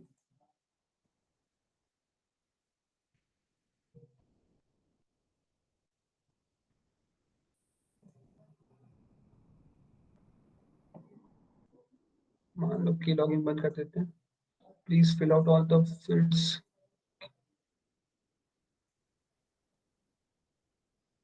एड होस्ट कर देते हैं, एड होस्ट का नाम भूल गए थे। ओके, बिल्ड क्लाइंट पे क्लिक कर देते हैं और सेव। ठीक, तो इसको हमने अभी अपने सिस्टम में सेव कर लिया। इसका नाम है build client डॉट exe। तो फॉर एग्जांपल अभी अभी तो मैं अपनी सिस्टम पे इसको एग्जीक्यूट करता हूँ। ठीक, यहाँ पे आप देखो तो ये अपनी फाइल क्रिएट होके आ गई है। मैंने इसका नाम नहीं चेंज किया अभी। तो जैसे ही आपका विक्टिम इस फाइल को एग्जीक्यूट करेगा, ओके, तो उसको कुछ भी देखने के लिए नहीं मिलेगा। लेकिन जब आप कसार पे आओगे, एक मिनट, हम कसार पे आने के बाद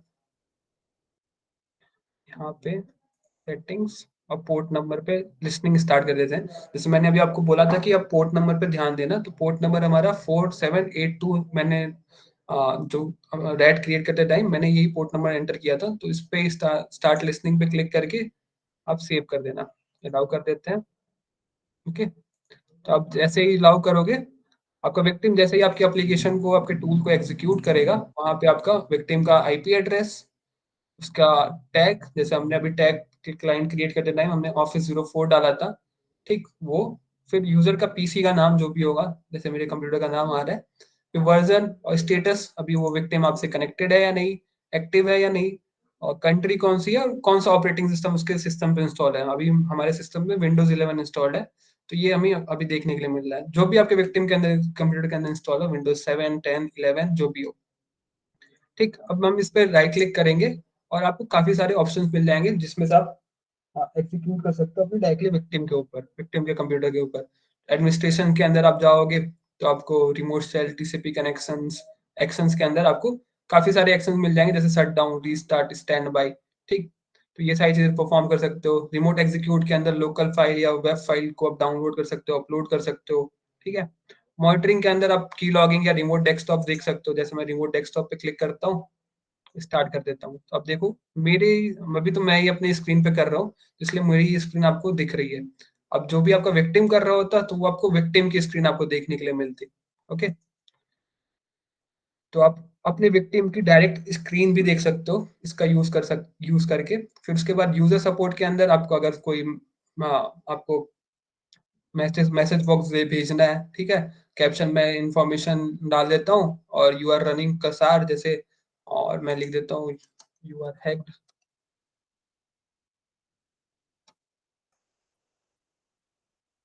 और सेंड, ठीक। तो आपके विक्टिम को ऐसे मैसेज रिसीव होगा, यू आर रनिंग कसार, यू आर हैक्ड, ठीक। तो इसका भी आप यूज कर सकते हो। इसके बाद आप क्लाइंट मैनेजमेंट के अंदर आप परमिशंस को अपग्रेड कर सकते हो। जो मान लो आप फॉर एग्जांपल आपने एडमिनिस्ट्रेटिव प्रिविलेजेस, जब आपने क्लाइंट क्रिएट कर रहा था आपने, तो आपने सेलेक्ट नहीं किया था, तो आप चाहते हो अभी कि आप एज एडमिन यूजर बन जाओ उसके सिस्टम के अंदर, तो वो भी आप कर सकते हो, अपडेट कर सकते हो। आपने क्लाइंट बिल्ड को, मान लो क्लाइंट बिल्ड हमारा वर्जन 1.4 का था, अब इसको अपग्रेड करना चाहते हो तो वो भी कर सकते हो। डिस्कनेक्ट हो गया तो रिकनेक्ट कर सकते हो, डिस्कनेक्ट कर सकते हो, और अपने विक्टिम के कंप्यूटर से अनइंस्टॉल भी कर सकते हो आप यहाँ से डायरेक्टली, ठीक है। तो मैं अनइंस्टॉल पे क्लिक कर दूंगा तो ये क्लाइंट बिल्ड अभी अनइंस्टॉल हो जाएगा हमारे सिस्टम से। ठीक, तो ये पहला हमारा रैट था जिसका नाम है कसार। ये आपको फ्री ऑफ कॉस्ट मिल जाएगा गिटहब पे। अभी हम दूसरे रैट की तरफ चलते हैं जिसका नाम है रैमकॉस। रैमकॉस भी एक रिमोट एक्सेस ट्रोजन है और एक सर्विलेंस सॉफ्टवेयर है जिसको आप यूज कर सकते हो अपने विक्टिम का रिमोट एक्सेस लेने के लिए। ठीक है, तो मैं इसका भी यूआरएल आप लोगों को शेयर कर देता हूँ। ओके, यहाँ पे आने के बाद आपको यहाँ पे डाउनलोड रैमकॉस का ऑप्शन मिल जाएगा, इस पे आप क्लिक करोगे। ये आपके सिस्टम में आपके पास दो ऑप्शन अवेलेबल होगा, यहाँ पे रैमकॉस लाइट फ्री वर्जन और एक प्रोफेशनल वर्जन है पेड वर्जन। अगर आप चाहते हो तो पेड वर्जन भी ट्राई कर सकते हो, पहले आप फ्री ही ट्राई कर लेना। फिर डाउनलोड बटन पे क्लिक करके क्लिक टू प्रोसीड पेज और सेव। ठीक, तो ये 38 MB के आसपास की फाइल है, इसको आप डाउनलोड कर लेना अपने सिस्टम में। वेट करते हैं।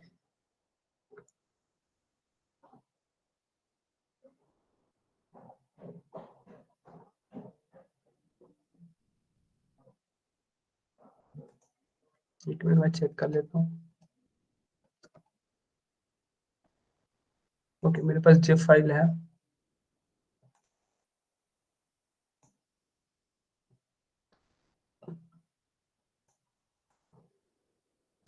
पासवर्ड जिप फाइल का आपको यहाँ पे मिल जाएगा breakingsecurity.net। इस पासवर्ड को आप कॉपी कर लेना अनजिप करने के लिए।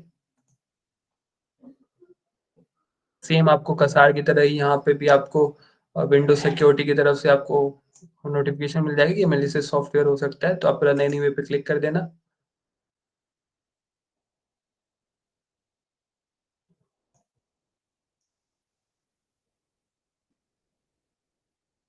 ओके, एक्सट्रैक्ट ऑल पे क्लिक करके एक्सट्रैक्ट कर देते हैं एक बारी और।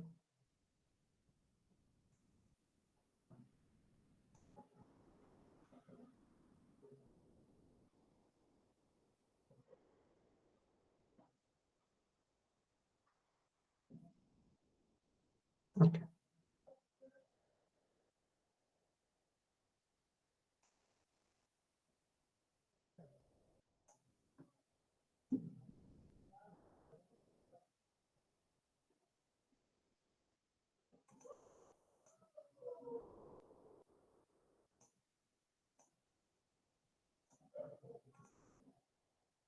ओके, आप इसको ट्राई कर लेना। सेम इसको भी सिंपली इंस्टॉल होके या आप इसको यूज कर सकते हो। सेम कसार की तरह ही इसका भी इंटरफेस है। अभी हम आगे बढ़ते हैं नेक्स्ट टॉपिक की तरफ। तो रैट की एग्जीक्यूशन हमने देख ली, रैट कैसे एग्जीक्यूट करते हैं। फर्दर अब जो क्लाइंट बिल्ड है उसको आप अपने विक्टिम को कैसे शेयर करते हो, आप व्हाट्सएप पे शेयर करते हो या फिर आप टेलीग्राम पे इसको अपलोड कर देते हो किसी ग्रुप के अंदर, या फिर आप इंटरनेट पे किसी वेबसाइट होस्ट करके वहां पे इसको अपलोड कर देते हो। ठीक, तो ये आपका डिलीवरी मेथड आप पे डिपेंड करता है कि आप कैसे इसको एग्जीक्यूट कराना चाहते हो, कैसे आप इसको शेयर करना चाहते हो अपने विक्टिम्स को। उसके बाद execution on the victims machine, आपको थोड़ी इंफॉर्मेशन गैदरिंग परफॉर्म करनी पड़ेगी। आपका टारगेटेड ऑडियंस क्या हो सकता है। फॉर एग्जांपल आप अगर आप गेमर कम्युनिटी को टारगेट करना चाहते हो तो इस एप्लीकेशन को आप एज ए गेम नेम कर सकते हो। फॉर एग्जांपल कोई laptop game, for example GTA 5। अगर आप मोबाइल के लिए, मोबाइल फोन्स के लिए देख रहे हो तो पर्टिकुलर मोबाइल गेम का नाम डाल सकते हो। ठीक, उसके बाद जैसे ही आपका विक्टिम उसको एग्जीक्यूट करेगा वहां पे आपको कोई भी वार्निंग मैसेज नहीं देखने के लिए मिलेगी। जैसे कि अगर मैं आपको दोबारा दिखाऊं कसार के अंदर, तो ये क्लाइंट बिल्ड जो एप्लीकेशन है, जैसे ही मैं इसको एग्जीक्यूट करता हूँ तो मुझे कोई प्रीव्यू भी नहीं मिलता है, ना कुछ मिलता है। यहाँ पे कोई भी वार्निंग नहीं मिलती है, ये डायरेक्टली एग्जीक्यूट हो जाता है बैक एंड के अंदर, बैकग्राउंड के अंदर। ठीक, आप यहाँ पे अगर टास्क मैनेजर पे क्लिक करते हो, इसको ओपन करोगे तो यहाँ पे भी आपको वो एप्लीकेशन नहीं देखने के लिए मिलेगा जो अभी मैंने क्लाइंट बिल्ड एग्जीक्यूट किया है, लेकिन ये कनेक्शन स्टैब्लिश कर चुका है मेरे कसार इंटरफेस से। ठीक, तो ये कुछ तरीके हैं जिसके थ्रू आप रेड्स को क्रिएट करके एग्जीक्यूट कर सकते हो। फर्दर अगर आपको चेक करना है कि आपके सिस्टम में कोई ऐसा मालवेयर या पेलोड चल रहा है या नहीं, तो उसके लिए आप वायर शार्क जैसे टूल्स का यूज कर सकते हो, जहाँ पे आपको कम्युनिकेशन पैकेट्स फ्लोज वगैरह दिख सकते हैं। ओवरऑल अगर आप मतलब ऐसे मालवेयर से बचना चाहते हो तो कोई भी थर्ड पार्टी एप्लीकेशन या सॉफ्टवेयर आप कहीं से भी मत डाउनलोड करो, और आप विंडोज सिक्योरिटी को हमेशा ऑन रखो। आप थर्ड पार्टी अगर आप चाहते हो एंटीवायरस, अगर आपको चाहिए कि आप एंटीवायरस रखना चाहते हो अपने सिस्टम में, तो आप एंटीवायरसेस ले सकते हो। आपको काफ़ी सारे ऑप्शन मिल जाएंगे एंटीवायरसेस के। और ये ओवरऑल कुछ सिक्योरिटी मतलब टिप्स हैं आप रैट या रैंसमवेयर, रैट बेसिकली ट्रोजन से बचने के लिए। Okay?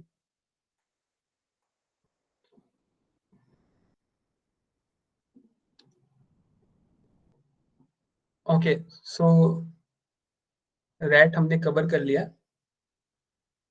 Next is ransomware and its impact. तो हमने स्टार्टिंग में जब हमने टाइप्स ऑफ मालवेयर हम देख रहे थे, तो हमने रैंसमवेयर की बात करी थी।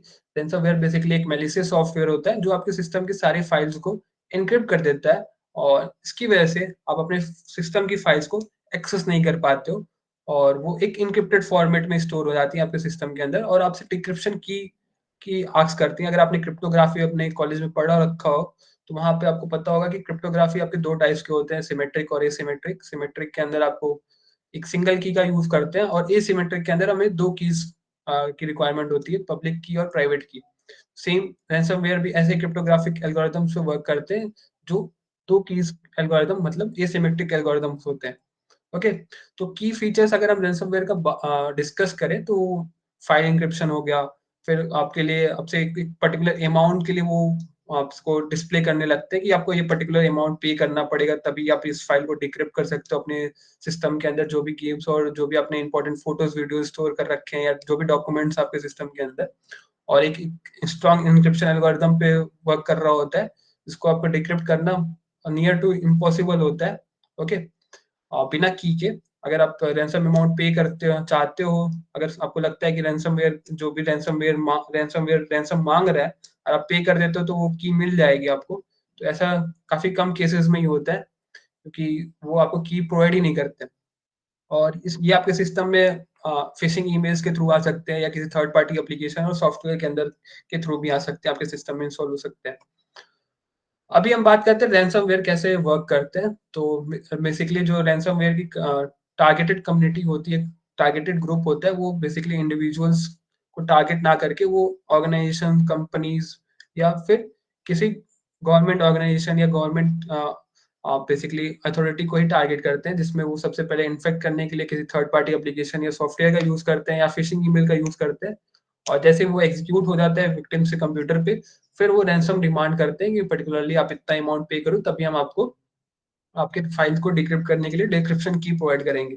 और काफी सारे केसेस में और पेमेंट की वो डिमांड करते हैं, काफी सारे केसेस में वो पेमेंट, ज्यादातर पेमेंट मोड आपका क्रिप्टो करेंसी की ही डिमांड करते हैं, क्योंकि उसको ट्रैक करना मुश्किल होता है। इसलिए वो क्रिप्टो करेंसी और क्रिप्टो वॉलेट दे देते हैं अपना, कि इस क्रिप्टो वॉलेट पे ही आप 0.13 बिटकॉइन भेजो, तो हम आपको डिस्क्रिप्शन की दे देते हैं ऐसे। ओके, तो अभी हम देखते हैं कुछ रैंसमवेयर। उससे पहले मैं आपको कुछ फाइल्स दे देता हूँ, जिनका आप यूज करके रैंसमवेयर के बारे में या मालवेयर्स के बारे में आप देख सकते हो। अगर आप सर्च करते हो मालवेयर सैंपल्स गिटहब, तो आपको काफी सारे गिटहब पे भी मालवेयर के सैंपल्स मिल जाएंगे। सबसे पहला ये है। ठीक, यहाँ पे आने के बाद आप फैब्रिक मैजिक 72 नाम से आपको यूजर नेम मिल जाएगा, और रेपोजिटरी का नाम है मालवेयर सैंपल्स। इसको आप ओपन करके यहाँ पे आपको काफी सारे मालवेयर्स मिल जाएंगे, और वानाक्राई जो हम अभी यूज करने जा रहे हैं, वो भी आपको यहाँ पे मिल जाएगा। ठीक, तो यहाँ से भी आप इनको इंस्टॉल डाउनलोड करके चेक कर सकते हो। अपने सिस्टम पे एग्जीक्यूट मत करना, आप एक लैब इन्वायरमेंट क्रिएट कर लेना VMware या वर्कस्टेशन के अंदर। बाकी अगर आप अपने दोस्त के कंप्यूटर को खराब करना चाहते हो, तो आप कर सकते हो, उसमें कोई इशू नहीं है। उसके इसके बाद ये द मालवेयर रेपो है। इसके अंदर आपको काफी सारे अलग अलग मालवेयर्स के एग्जाम्पल और उसके डेमो एप्लीकेशन और डेमो टूल्स मिल जाएंगे, जिनका आप यूज कर सकते हो। जैसे मैंने स्टार्टिंग में बैंकिंग मालवेयर और ट्रोजन की बात करी थी, तो अब उससे रिलेटेड आपको कुछ बैंकिंग ट्रोजन्स मिल जाएंगे यहाँ पे। ठीक, इनको आप डाउनलोड कर सकते हो। रैट्स के अंदर आप आओगे तो काफी सारे रैट्स आपको देखने के लिए मिल जाएंगे, जैसे एनजे रैट हो गया, रेमकॉस हो गया। ठीक, तो यहाँ से भी आप इनको डाउनलोड कर सकते हो। ओके, फिर स्पाईवेयर में भी आपको काफी सारे स्पाईवेयर्स मिल जाएंगे, तो ये रेपो भी आप ट्राई कर सकते हो। इस रेपो के अंदर भी सारे मालवेयर्स वर्किंग कंडीशन में, वर्किंग स्टेट में। आप अपने कंप्यूटर पे मत एग्जीक्यूट करना, आपका कंप्यूटर ये मालवेयर्स, ये सैंपल आपके कंप्यूटर को हार्म कर सकते हैं। तो किसी आप सेफ इन्वायरमेंट में वर्चुअल मशीन या VMware वर्कस्टेशन पे ही इन सारी चीज़ों को क्रिएट करना। आप VMware सर्च कर लेना, आपको ये मिल जाएगा, या फिर ओरेकल वर्चुअल बॉक्स पे सर्च करके उसके अंदर एक वर्चुअल मशीन क्रिएट कर लेना, ठीक है। और विंडोज 10 डाउनलोड कर लेना या विंडोज 11 जिस पे भी आपको टेस्टिंग करनी होगी, वो सर्च करके आप डाउनलोड कर लेना, ठीक। अभी के लिए मैंने एक टेस्टिंग एल्गोरिथम मतलब इन्वायरमेंट बना रखा है विंडोज 10 का, और यहाँ पे एक रैंसमवेयर पैक मैंने इंस्टॉल कर रखा है, ठीक। तो रैंसमवेयर जैसे ही आपके सिस्टम में डाउनलोड होगा, आपको नॉर्मली एक एग्जीक्यूटेबल फाइल फॉर्मेट में ही आपको देखने के लिए मिलेगा। अगर आपका फॉर एग्जांपल आपका वायरस प्रोटेक्शन वगैरह इनेबल्ड है, तो अभी के लिए जैसे मैं डिसेबल कर देता हूँ कुछ पर्टिकुलर टाइम के लिए।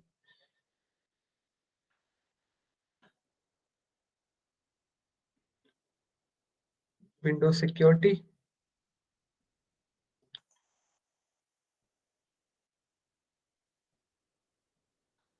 देखो जैसे इसने डिटेक्ट कर लिया है, तो मैं इसको मैंने सेटिंग्स और रियल टाइम प्रोटेक्शन ऑफ कर देता हूँ, ठीक है।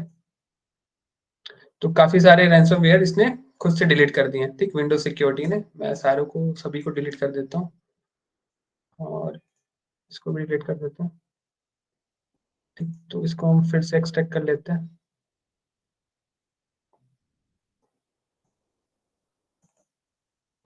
इसके अंदर जैसे कि आप देखो तो काफी सारे ओके सॉरी रैंसमवेयर के आपको नाम दिख जाएंगे, WannaCry, Red Eye, Red Boot, Infinity Crypt, Grand Cab, CryptoLocker, काफी सारे हैं। जैसे मैं WannaCry को एग्जीक्यूट करता हूँ यहाँ पे, ओके। तो आप जैसे ही एग्जीक्यूट कर दोगे आप WannaCry को, तो आपको ऐसा एक इंटरफेस देखने के लिए मिल जाएगा, oops your important files are encrypted, if you see this text you don't see the wanna decrypt 0.1। अब देखो आपको ऐसे एक इंटरफेस मिल जाएगा। मैं फॉर एग्जांपल यस कर देता हूँ अभी, ठीक। तो अभी आप देखोगे कि आपके सिस्टम की फाइल्स को आप एक्सेस नहीं कर पाओगे, और यहाँ पे इसने इस मैसेज में इसने लिख रखा है, please find an application name wanna-decrypt.exe। तो ऐसे आपको एक इंटरफेस मिल जाएगा wanna-decrypt, और यहाँ पे आपको एक पेमेंट अमाउंट ये पूछ बोलने लगेगा कि आप $300 का वर्थ बिटकॉइन इस क्रिप्टो एड्रेस पे भेज दो, तो आपको डिक्रिप्शन की मिल जाएगी। इसका यूज करके ही आप अपने फाइल्स को रिकवर कर पाओगे। अब पेमेंट इन्होंने टाइम ड्यूरेशन भी दे रखा है कि आपके पास 2 दिन 30 घंटे का टाइम है।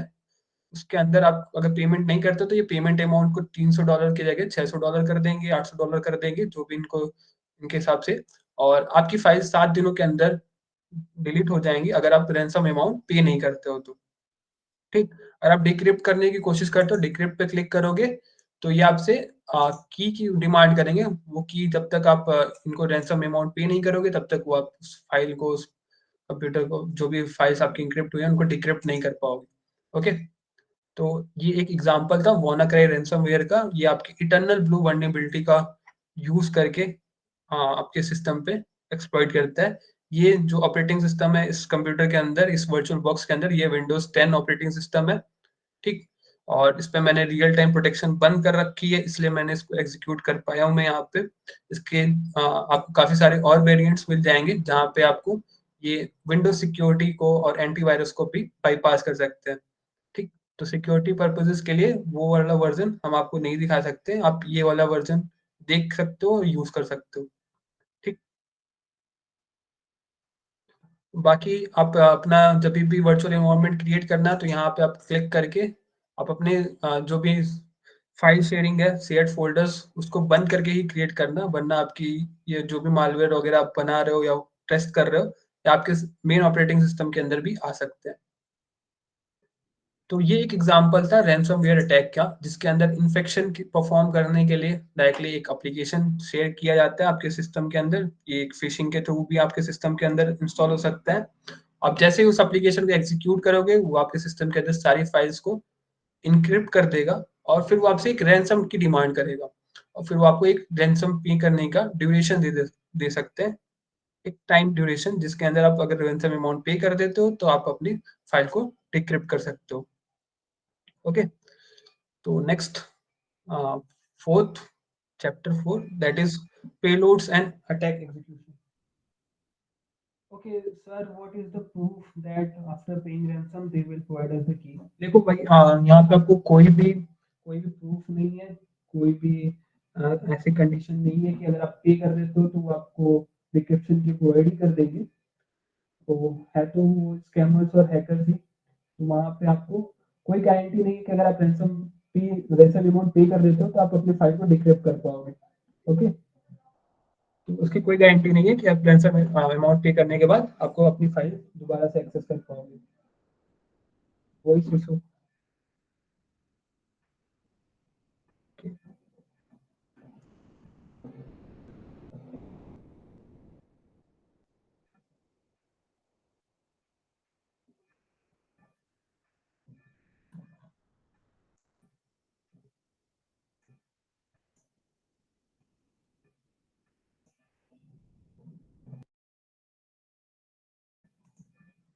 एक मिनट में ट्राई करता हूँ।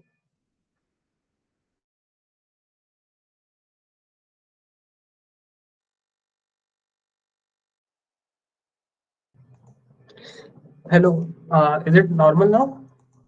Am I audible to you? Yes, sir. Okay.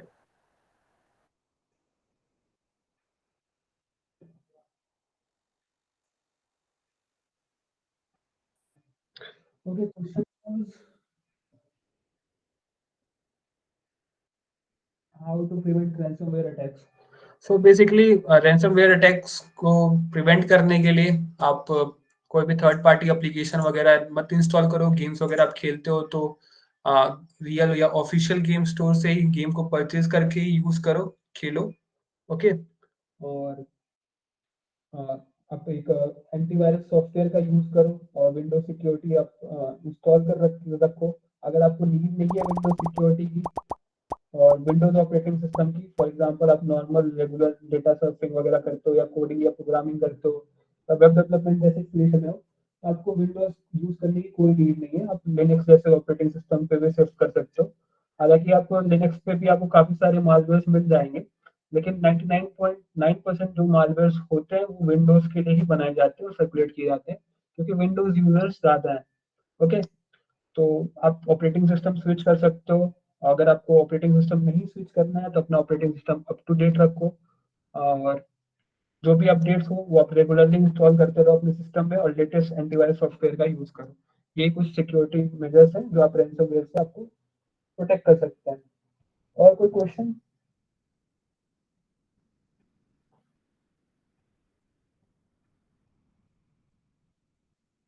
Okay, next chapter 4, payload and attack execution.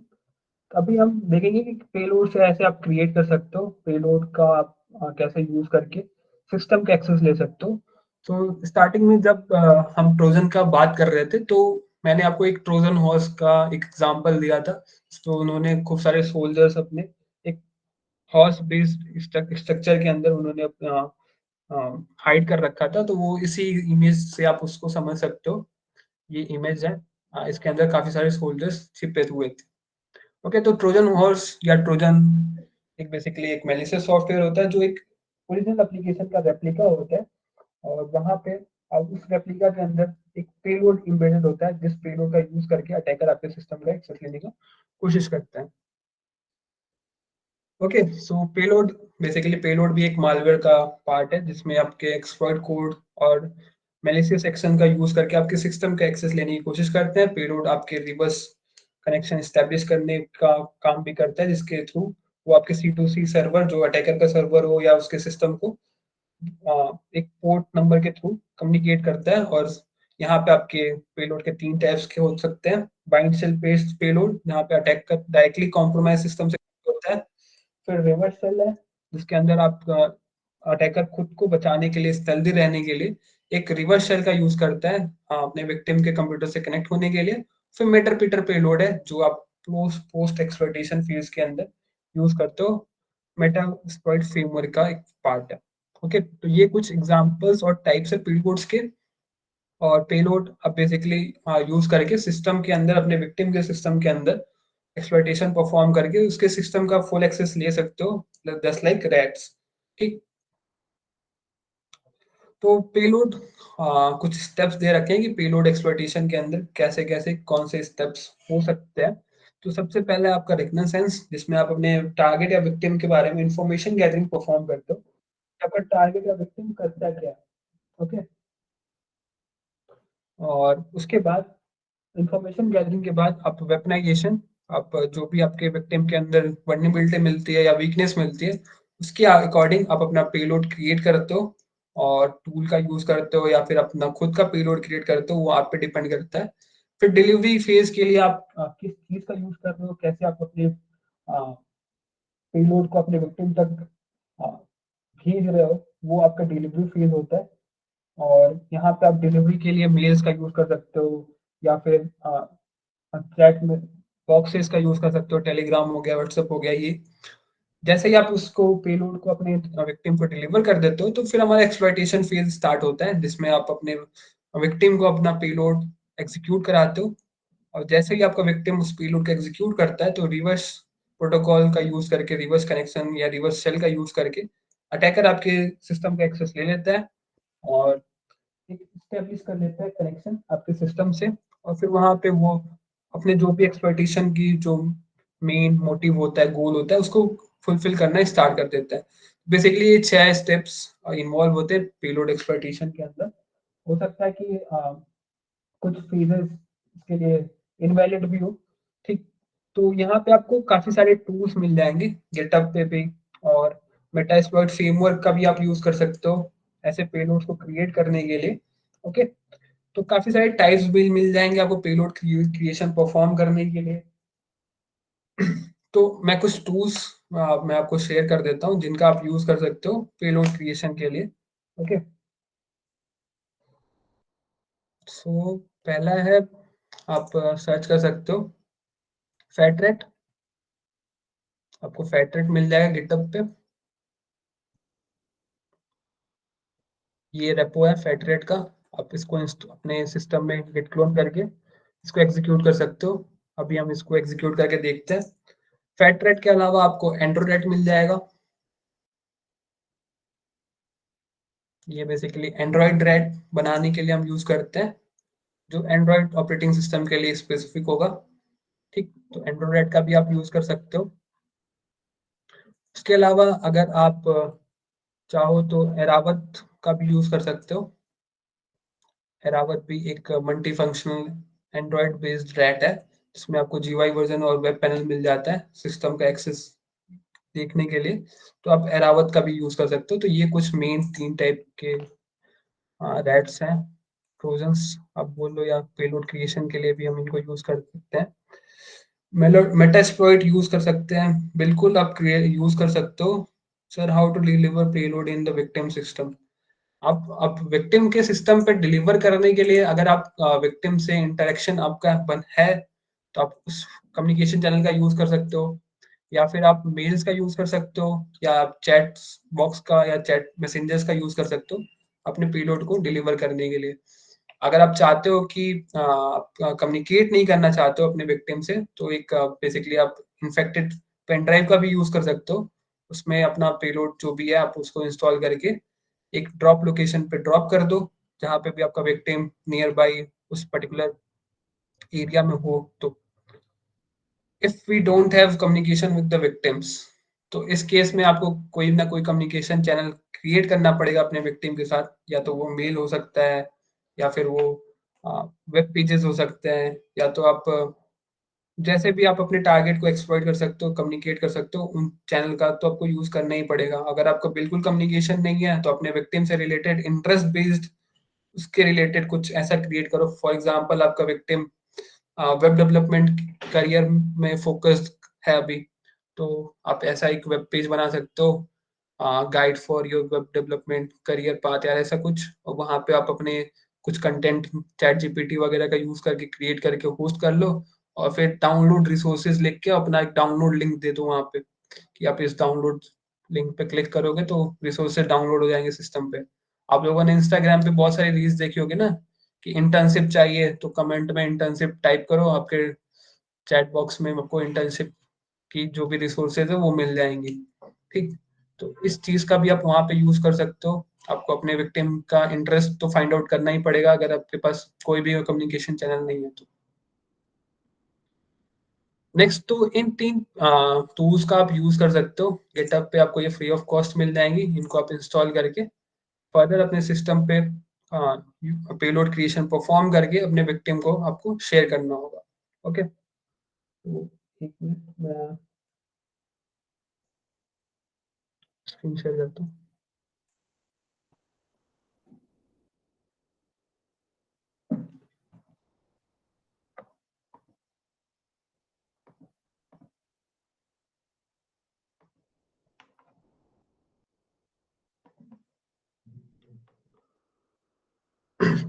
तो जैसे ही आप फैट को इंस्टॉल कर लेते हो, एक मिनट में दिखा देता हूँ आपको सिंपली। फॉर एग्जांपल अगर आप लिनक्स ऑपरेटिंग सिस्टम यूज कर रहे हो तो वहाँ पे आप गिटहब से इस रेपो को डायरेक्टली उसका गिट यूआरएल कॉपी करके अपने सिस्टम में इसको क्लोन कर सकते हो। ओके, यहाँ पे आपको सिंपली गिट क्लोन और वो जो भी गिट यूआरएल है वो आप पेस्ट कर दो, तो ये आपकी रेपो आपके सिस्टम में क्लोन हो जाएगी।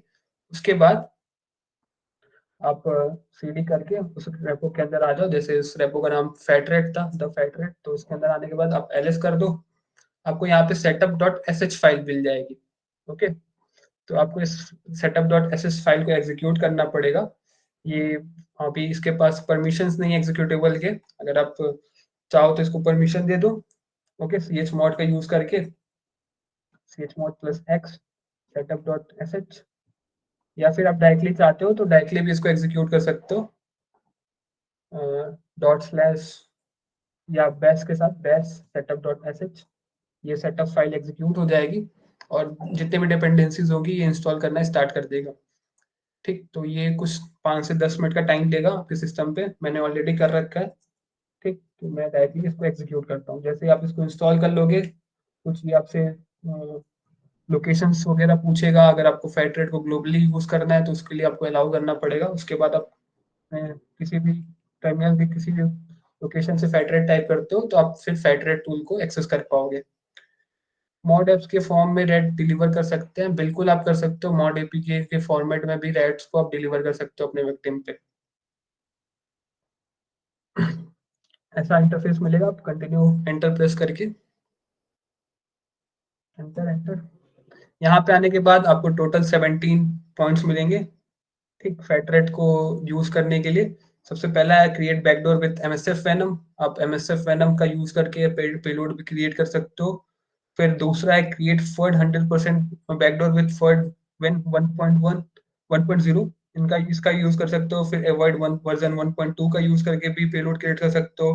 फिर फॉर एग्जांपल जो आपने पूछा अभी कि आप ओरिजिनल एपीके के ऊपर भी करना चाहते हो तो वो भी आप कर सकते हो। ठीक, अगर फैटरेट वर्क नहीं करता है तो आप उस केस में और भी दूसरे टूल्स गिटहब पे अवेलेबल हैं, उनका भी यूज कर सकते हो। एंडोरेट है, इरावत है। ठीक, इन टूल्स का भी यूज कर सकते हो, फैटरेट को भी आप ट्राई कर सकते हो। ठीक, तो सबसे पहले मैं ऑप्शन 2 एंटर कर देता हूँ। एक मिनट वापस आते हैं। पहले हम एक एमएसएफ वेनम से क्रिएट करते हैं 1। फिर आपसे ये ऑपरेटिंग सिस्टम पूछेगा कि आप किस ऑपरेटिंग सिस्टम के लिए क्रिएट करना चाहते हो। अगर आप लिनक्स के लिए क्रिएट करना चाहते हो तो उसकी फाइल एक्सटेंशन .elf होगी, विंडोज के लिए .exe, एंड्रॉइड के लिए apk। ठीक, तो आप जिस भी प्लेटफॉर्म के लिए क्रिएट करना चाहते हो वो प्लेटफॉर्म आप चूज कर लो यहाँ से डायरेक्टली। ठीक, फॉर एग्जाम्पल मैं पहले विंडोज के लिए क्रिएट करना चाहता हूँ, ऑप्शन 2 एंटर।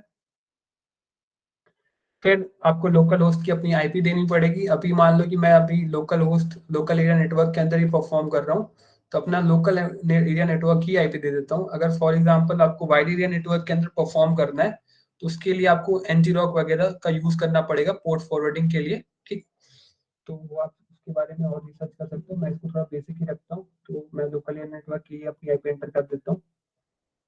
ओके, इसके बाद आपको एक पोर्ट नंबर देना पड़ेगा जिसपे आप रिवर्स कम्युनिकेशन स्टैब्लिश करोगे अपने विक्टिम के कंप्यूटर से। फॉर एग्जांपल मैं 4444 दे देता हूँ। अब आपके फाइल आउटपुट फाइल का नाम क्या होना चाहिए वो आप एंटर कर दो। जैसे मान लो मैं हैक कर देता हूँ। ठीक, फिर ये आपसे कुछ और ऑप्शंस अवेलेबल हो जाएंगे। आपके पास 6 ऑप्शंस हैं, जैसे Windows shell bind TCP based आपको पेलोड क्रिएट करना है, या विंडोज शेल रिवर्स टीसीपी या विंडोज मेटरप्रिटर रिवर्स टीसीपी। तो मैं अभी मेटरप्रिटर आपकी शेल टाइप है, रिवर्स टीसीपी आपका प्रोटोकॉल है, विंडोज आपका प्लेटफॉर्म है, तो ऑप्शन 3 मैं चूज कर लेता हूँ रिवर्स टीसीपी के लिए।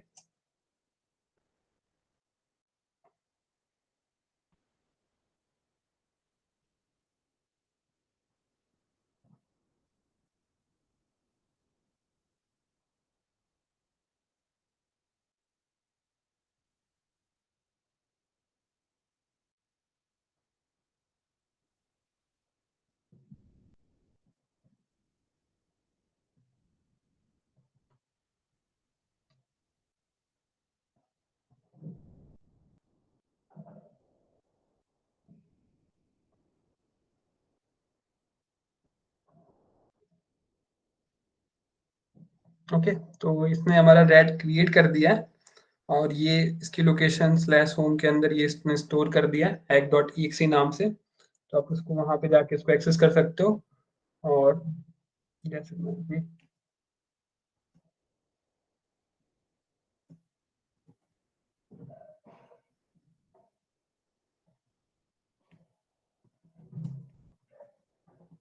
मैंने सारी लोकेशन गलत डाल रखी है।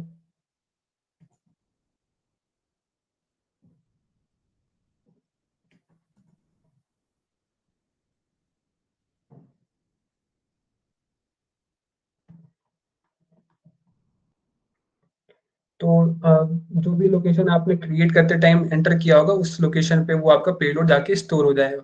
तो setup.sh फाइल को एग्जीक्यूट करते टाइम मैंने डबल स्लैश एंटर कर दिया, तो इसलिए वो लोकेशन एक्सेसिबल नहीं है, इसलिए वो हमें लोकेशन दिख नहीं रही है। Okay sir, can we get the IP address of the victim?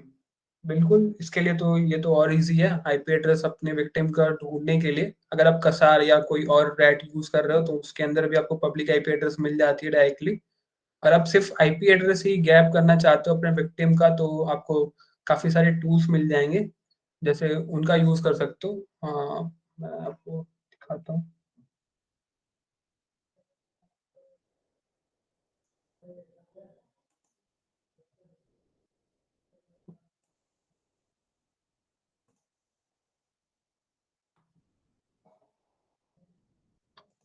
यहाँ पे आने के बाद आपको सर्च कर लेना है gravify.link।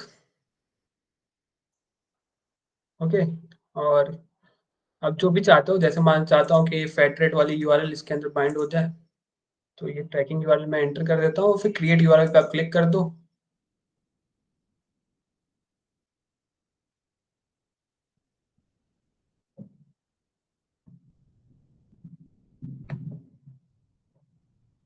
I agree and continue. यहाँ पे आने के बाद आपको एक न्यू यूआरएल मिल जाएगा जो ट्रैकिंग यूआरएल होगा। और यहाँ पे मैं स्मार्ट लॉगर भी एक्टिवेट कर देता हूँ, और ये यूआरएल अगर मैं यहाँ पे चैट बॉक्स के अंदर शेयर करता हूँ, Gmail can also be use it deliver internet in APK form. बिल्कुल, आप उसका भी यूज कर सकते हो। तो मैंने एक ट्रैकिंग यूआरएल चैट बॉक्स में शेयर कर दिया है। अगर आप लोग में से कोई भी उसको ओपन करता है, एक बार कुछ लोग उसको ओपन करना।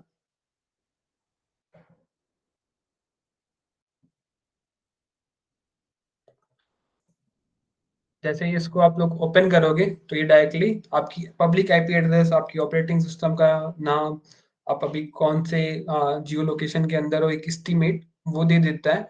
अगर आप चाहते हो कि इसको आप ऑटो एग्जीक्यूटेबल बना दो, तो आप जावास्क्रिप्ट का यूज करके एक डेमो वेबसाइट क्रिएट कर सकते हो और उसके अंदर इस स्क्रिप्ट को बाइंड कर सकते हो। जैसे भी कोई भी यूजर आपकी उस वेबसाइट को विजिट करेगा, तो उसकी वेबसाइट की, उसकी फोन की इंफॉर्मेशन या जो भी वो डिवाइस यूज कर रहा है उसके थ्रू आपको उस पर्टिकुलर विक्टिम की इंफॉर्मेशन मिल जाएगी, पब्लिक आईपी एड्रेस या जो भी उसकी इंफॉर्मेशन है सिस्टम की, या जो ब्राउजर वो यूज कर रहा हो, वो सारी चीजें आपको डायरेक्टली मिल जाएंगी।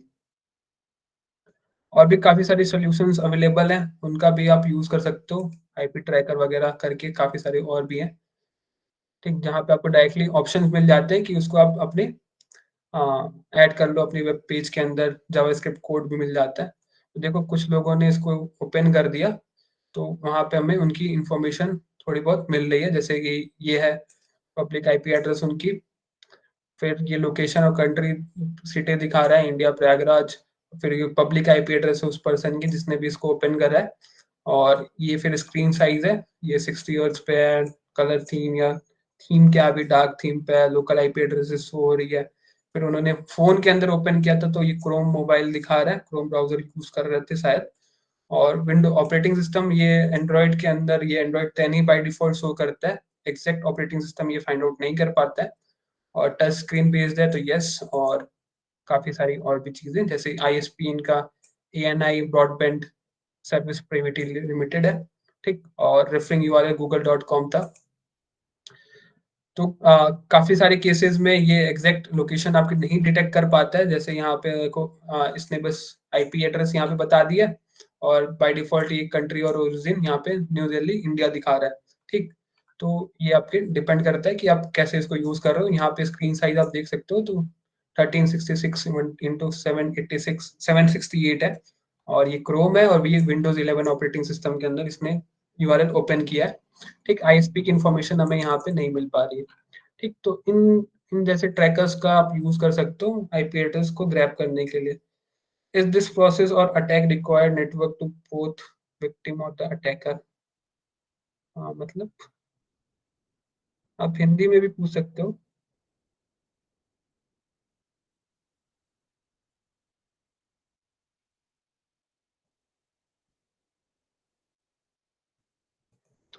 Okay, next.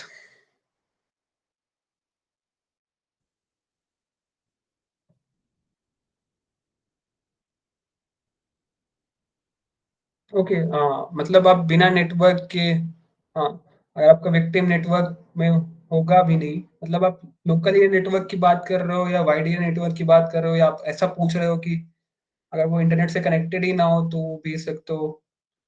तो इंटरनेट से जब वो कनेक्टेड ही नहीं होगा तो उसके पास कोई आईपी एड्रेस ही नहीं होगी, तो अब क्यों ही आईपी एड्रेस फाइंड आउट करना चाहोगे? हाँ, इंटरनेट कनेक्शन, अगर वो कनेक्टेड ही नहीं होगा इंटरनेट से तो आप कैसे ही उसकी इंफॉर्मेशन निकालोगे? ये देखो, ये आपका जरूरी नहीं है कि जब भी तब तक आप एक्टिव हो, आपका ब्राउजर में यूआरएल ओपन है तब तक ही आप इसको ट्रैक कर सकते हो। ये आप अपना ट्रैकिंग यूआरएल कॉपी करके भी रख सकते हो, और वेट करो कि जब भी आपका विक्टिम इसको ओपन करता है तभी भी आपको उसकी इंफॉर्मेशन मिल जाएगी कि कौन से सिस्टम पे ओपन हुआ, टाइमिंग क्या थी, permanent IP. Sir, but permanent IP तो होगी। भाई, परमानेंट आईपी नाम की कोई चीज नहीं होती है। परमानेंट आपकी मैक एड्रेसेस ही होती हैं, आईपी नहीं होती आपके परमानेंट। पब्लिक आईपी और प्राइवेट आईपीज होती हैं।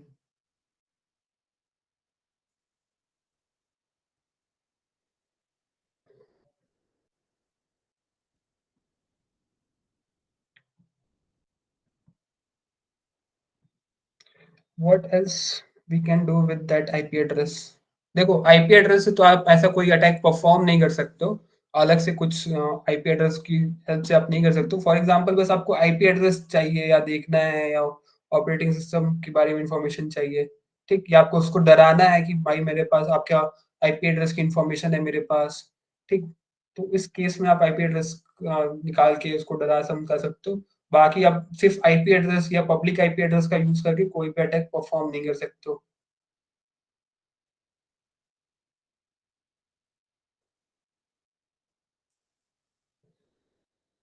Student question.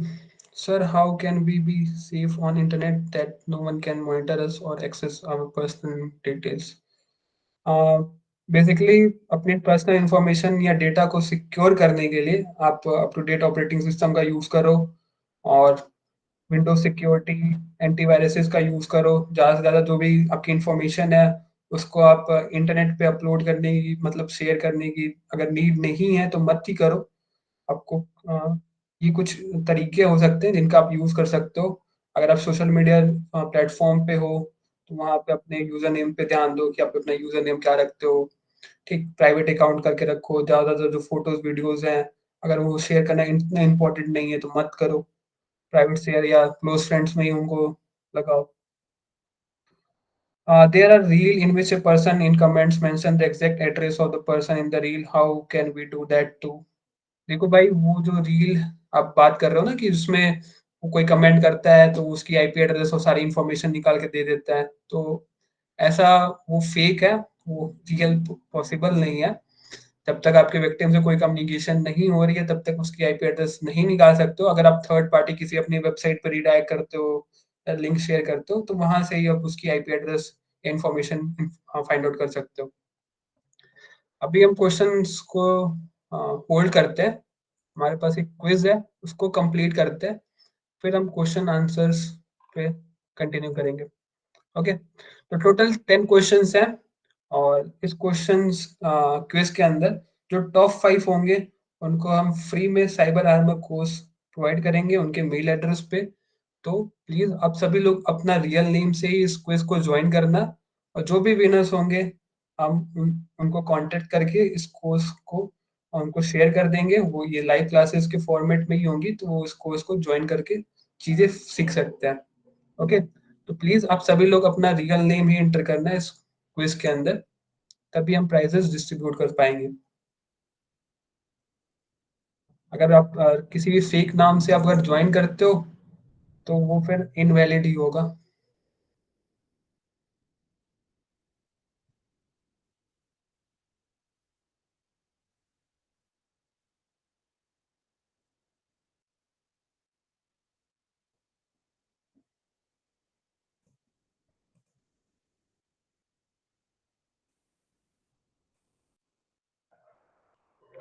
आप सभी लोग slido.com सर्च कर लो या फिर ये आप ये क्यूआर आपको लेफ्ट स्क्रीन पे दिख रही होगी लेफ्ट साइड में, आप इसको स्कैन कर सकते हो या फिर आप slido.com सर्च करके वहां पे भी ये कोड 2551559 एंटर कर सकते हो। After this 2 day webinar will certificate allotted or not? Participation certificate इसका मुझे कोई आइडिया नहीं है। अभी हम होस्टिंग टीम से बात कर लेते हैं तो उसके बाद मैं आपको आंसर कर पाऊंगा इस क्वेश्चन का। क्विज के जो टॉप 5 विनर्स होंगे आज डे 1 और डे 2 के उनको मिल जाएंगे और बाकी जो ओवरऑल जो टॉप 10 होंगे दोनों क्विज के, मतलब फॉर एग्जांपल आज के टॉप 5 और कल के क्विज के टॉप 5, उनको ही कोर्सेज और सर्टिफिकेट्स प्रोवाइड हो जाएंगे टॉप 5 के। पोस्टिंग के डिटेल्स अगर जितने भी अटेंडीज हैं अभी इनकी इंफॉर्मेशन हमारे पास नहीं है। अगर फिर भी Yes, the की टीम अगर देना certificate of चाहे तो। participations will be provided to you after the 2 day workshop. Okay, thank you.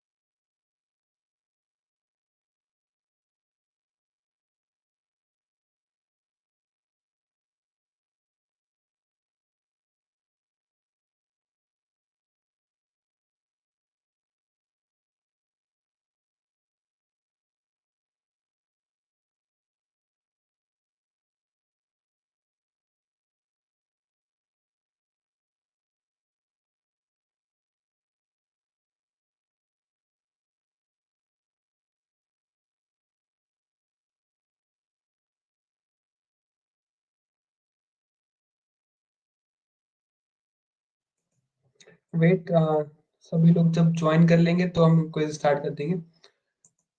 सभी ने ज्वाइन कर लिया है quiz?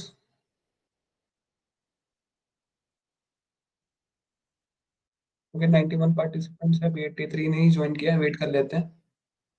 Okay okay okay.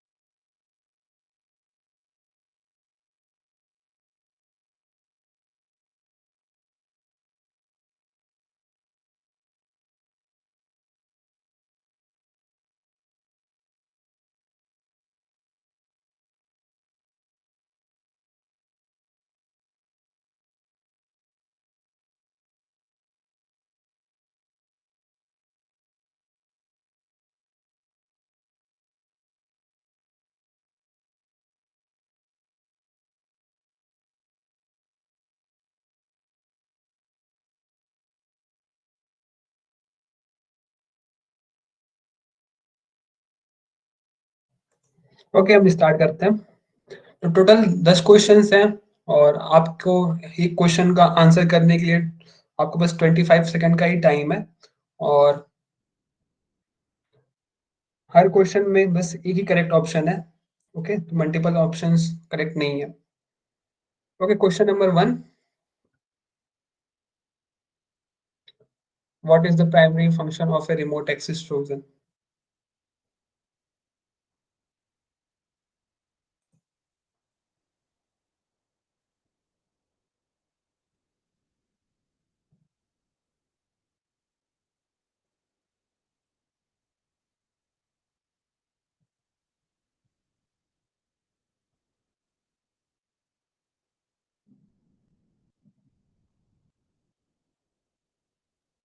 Okay option B is correct.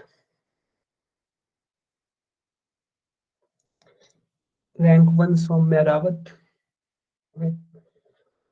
Next question number 2, तो ओवरऑल आपके टाइम ड्यूरेशन, आपने कितना टाइम लिया है कुछ क्वेश्चन को आंसर करने में, वो उस पर भी डिपेंड करता है आपकी रैंकिंग्स। तो अगर आपको आंसर आते हैं तो आप कोशिश करो जल्दी से जल्दी आंसर करने का। Next question number 2, which of the following is a well known ransomware that is spread globally in 2017?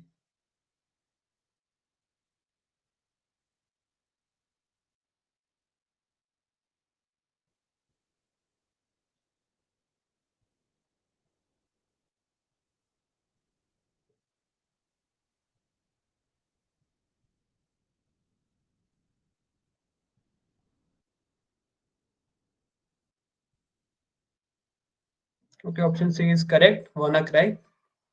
अभी हमने इसके बारे में देखा भी। Rank 1 is Aditya Gond. Next question number 3, what is the main purpose of Meterpreter in Metasploit?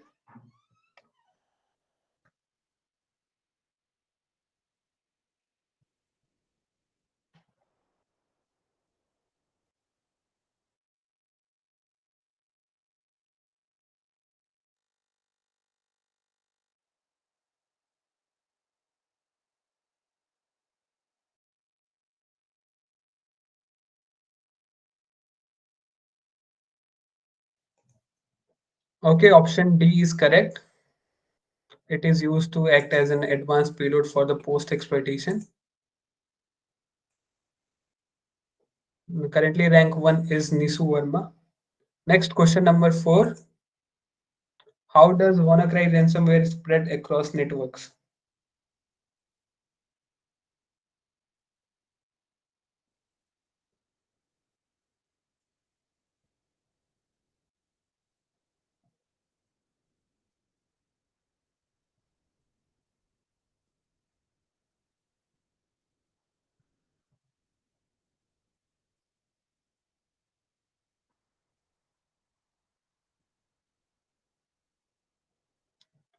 Option B is correct. Eternal Blue is the name of the vulnerability, and जो vulnerability थी वो SMB vulnerability थी Windows 7 और Windows 10 के लिए.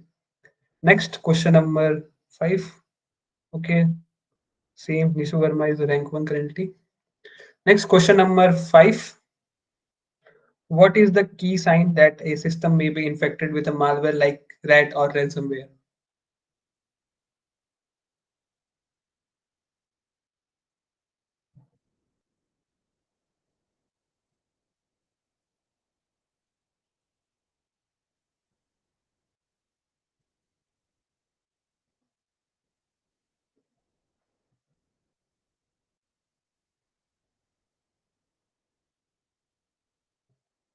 Okay, frequent pop-ups and unknown process running in the background is the correct option.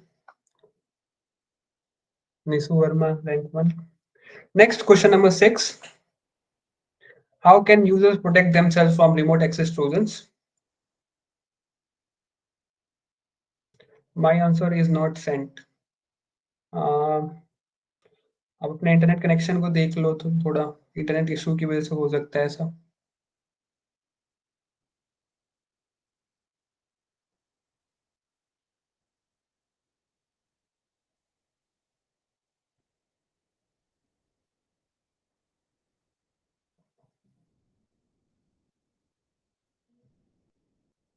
Okay, option C is correct. By using endpoint security solutions like firewalls and etc. and avoiding suspicious downloads. Still the same. Nisu Verma, rank 1. Next question number 7. What type of payload allows an attacker to execute commands and maintain control over an compromised system?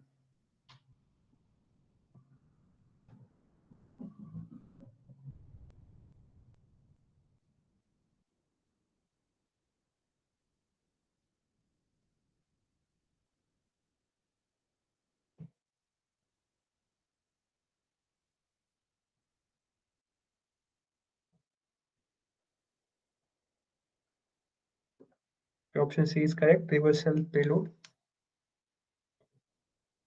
Okay. Now current rank 1 is Ujjwal Mishra. Next question number 8. Which protocol does a reverse shell payload typically use to communicate with the attacker?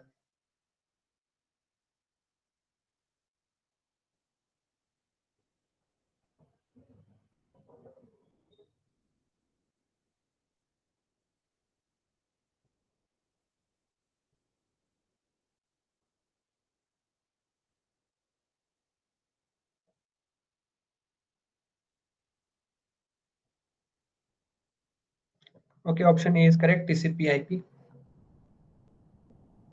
Next question number 9. What is the main reasons attackers prefer reverse shell payloads over the bind shell payloads?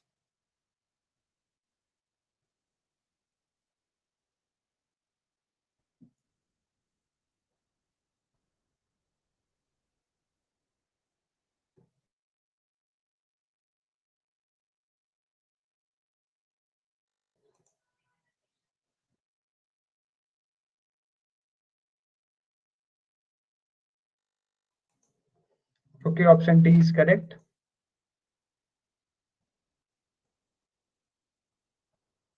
Last question number 10. Which of the following is not a characteristic of ransomware?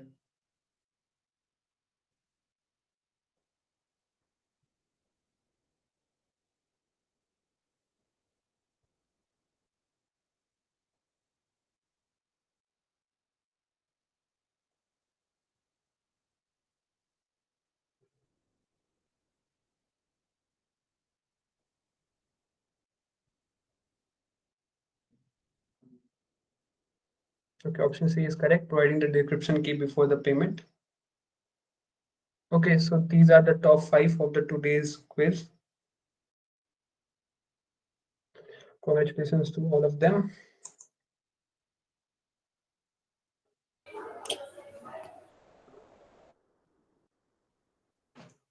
Congratulations to the top 5 winners we have. Ujjwal Mishra from BTech second year, Raj Sharma, Nishu Verma, Aditya Verma, and Jayesh Mishra. Congratulations to you all.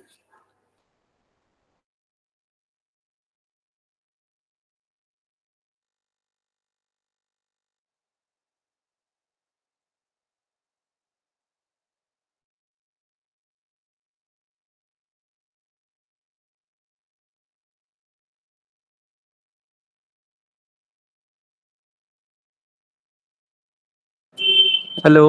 Okay, yes, sir. Continue.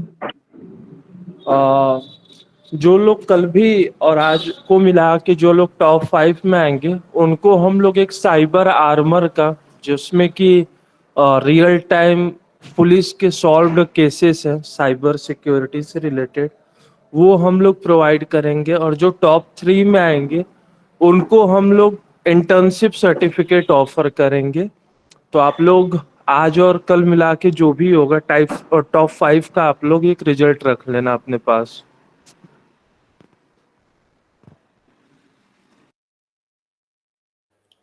So one more thing which I wanted to add, जो students day 1 और day 2 दोनों workshop attend करेंगे सिर्फ उन्हें ही certificate of participation मिलेगा। तो जिन्होंने आज वर्कशॉप पूरी अटेंड की है, they are requested to attend the day 2 workshops for the same.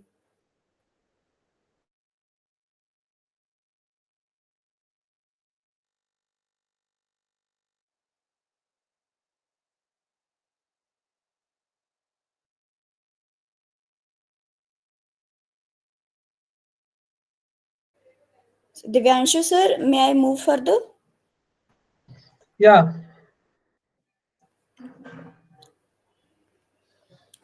So, I hope this session has inspired you all to be more protective about your online safety.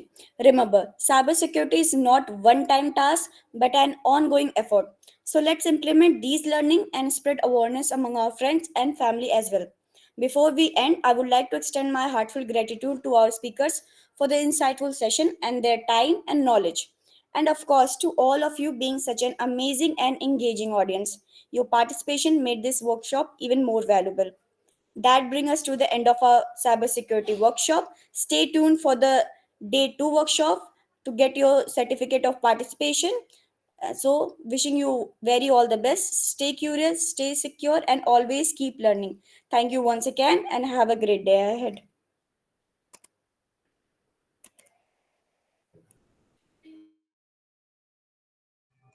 Okay, thank you all. Thank you, sir. Thank you, Ankit sir. Thank you, Divyanshu sir.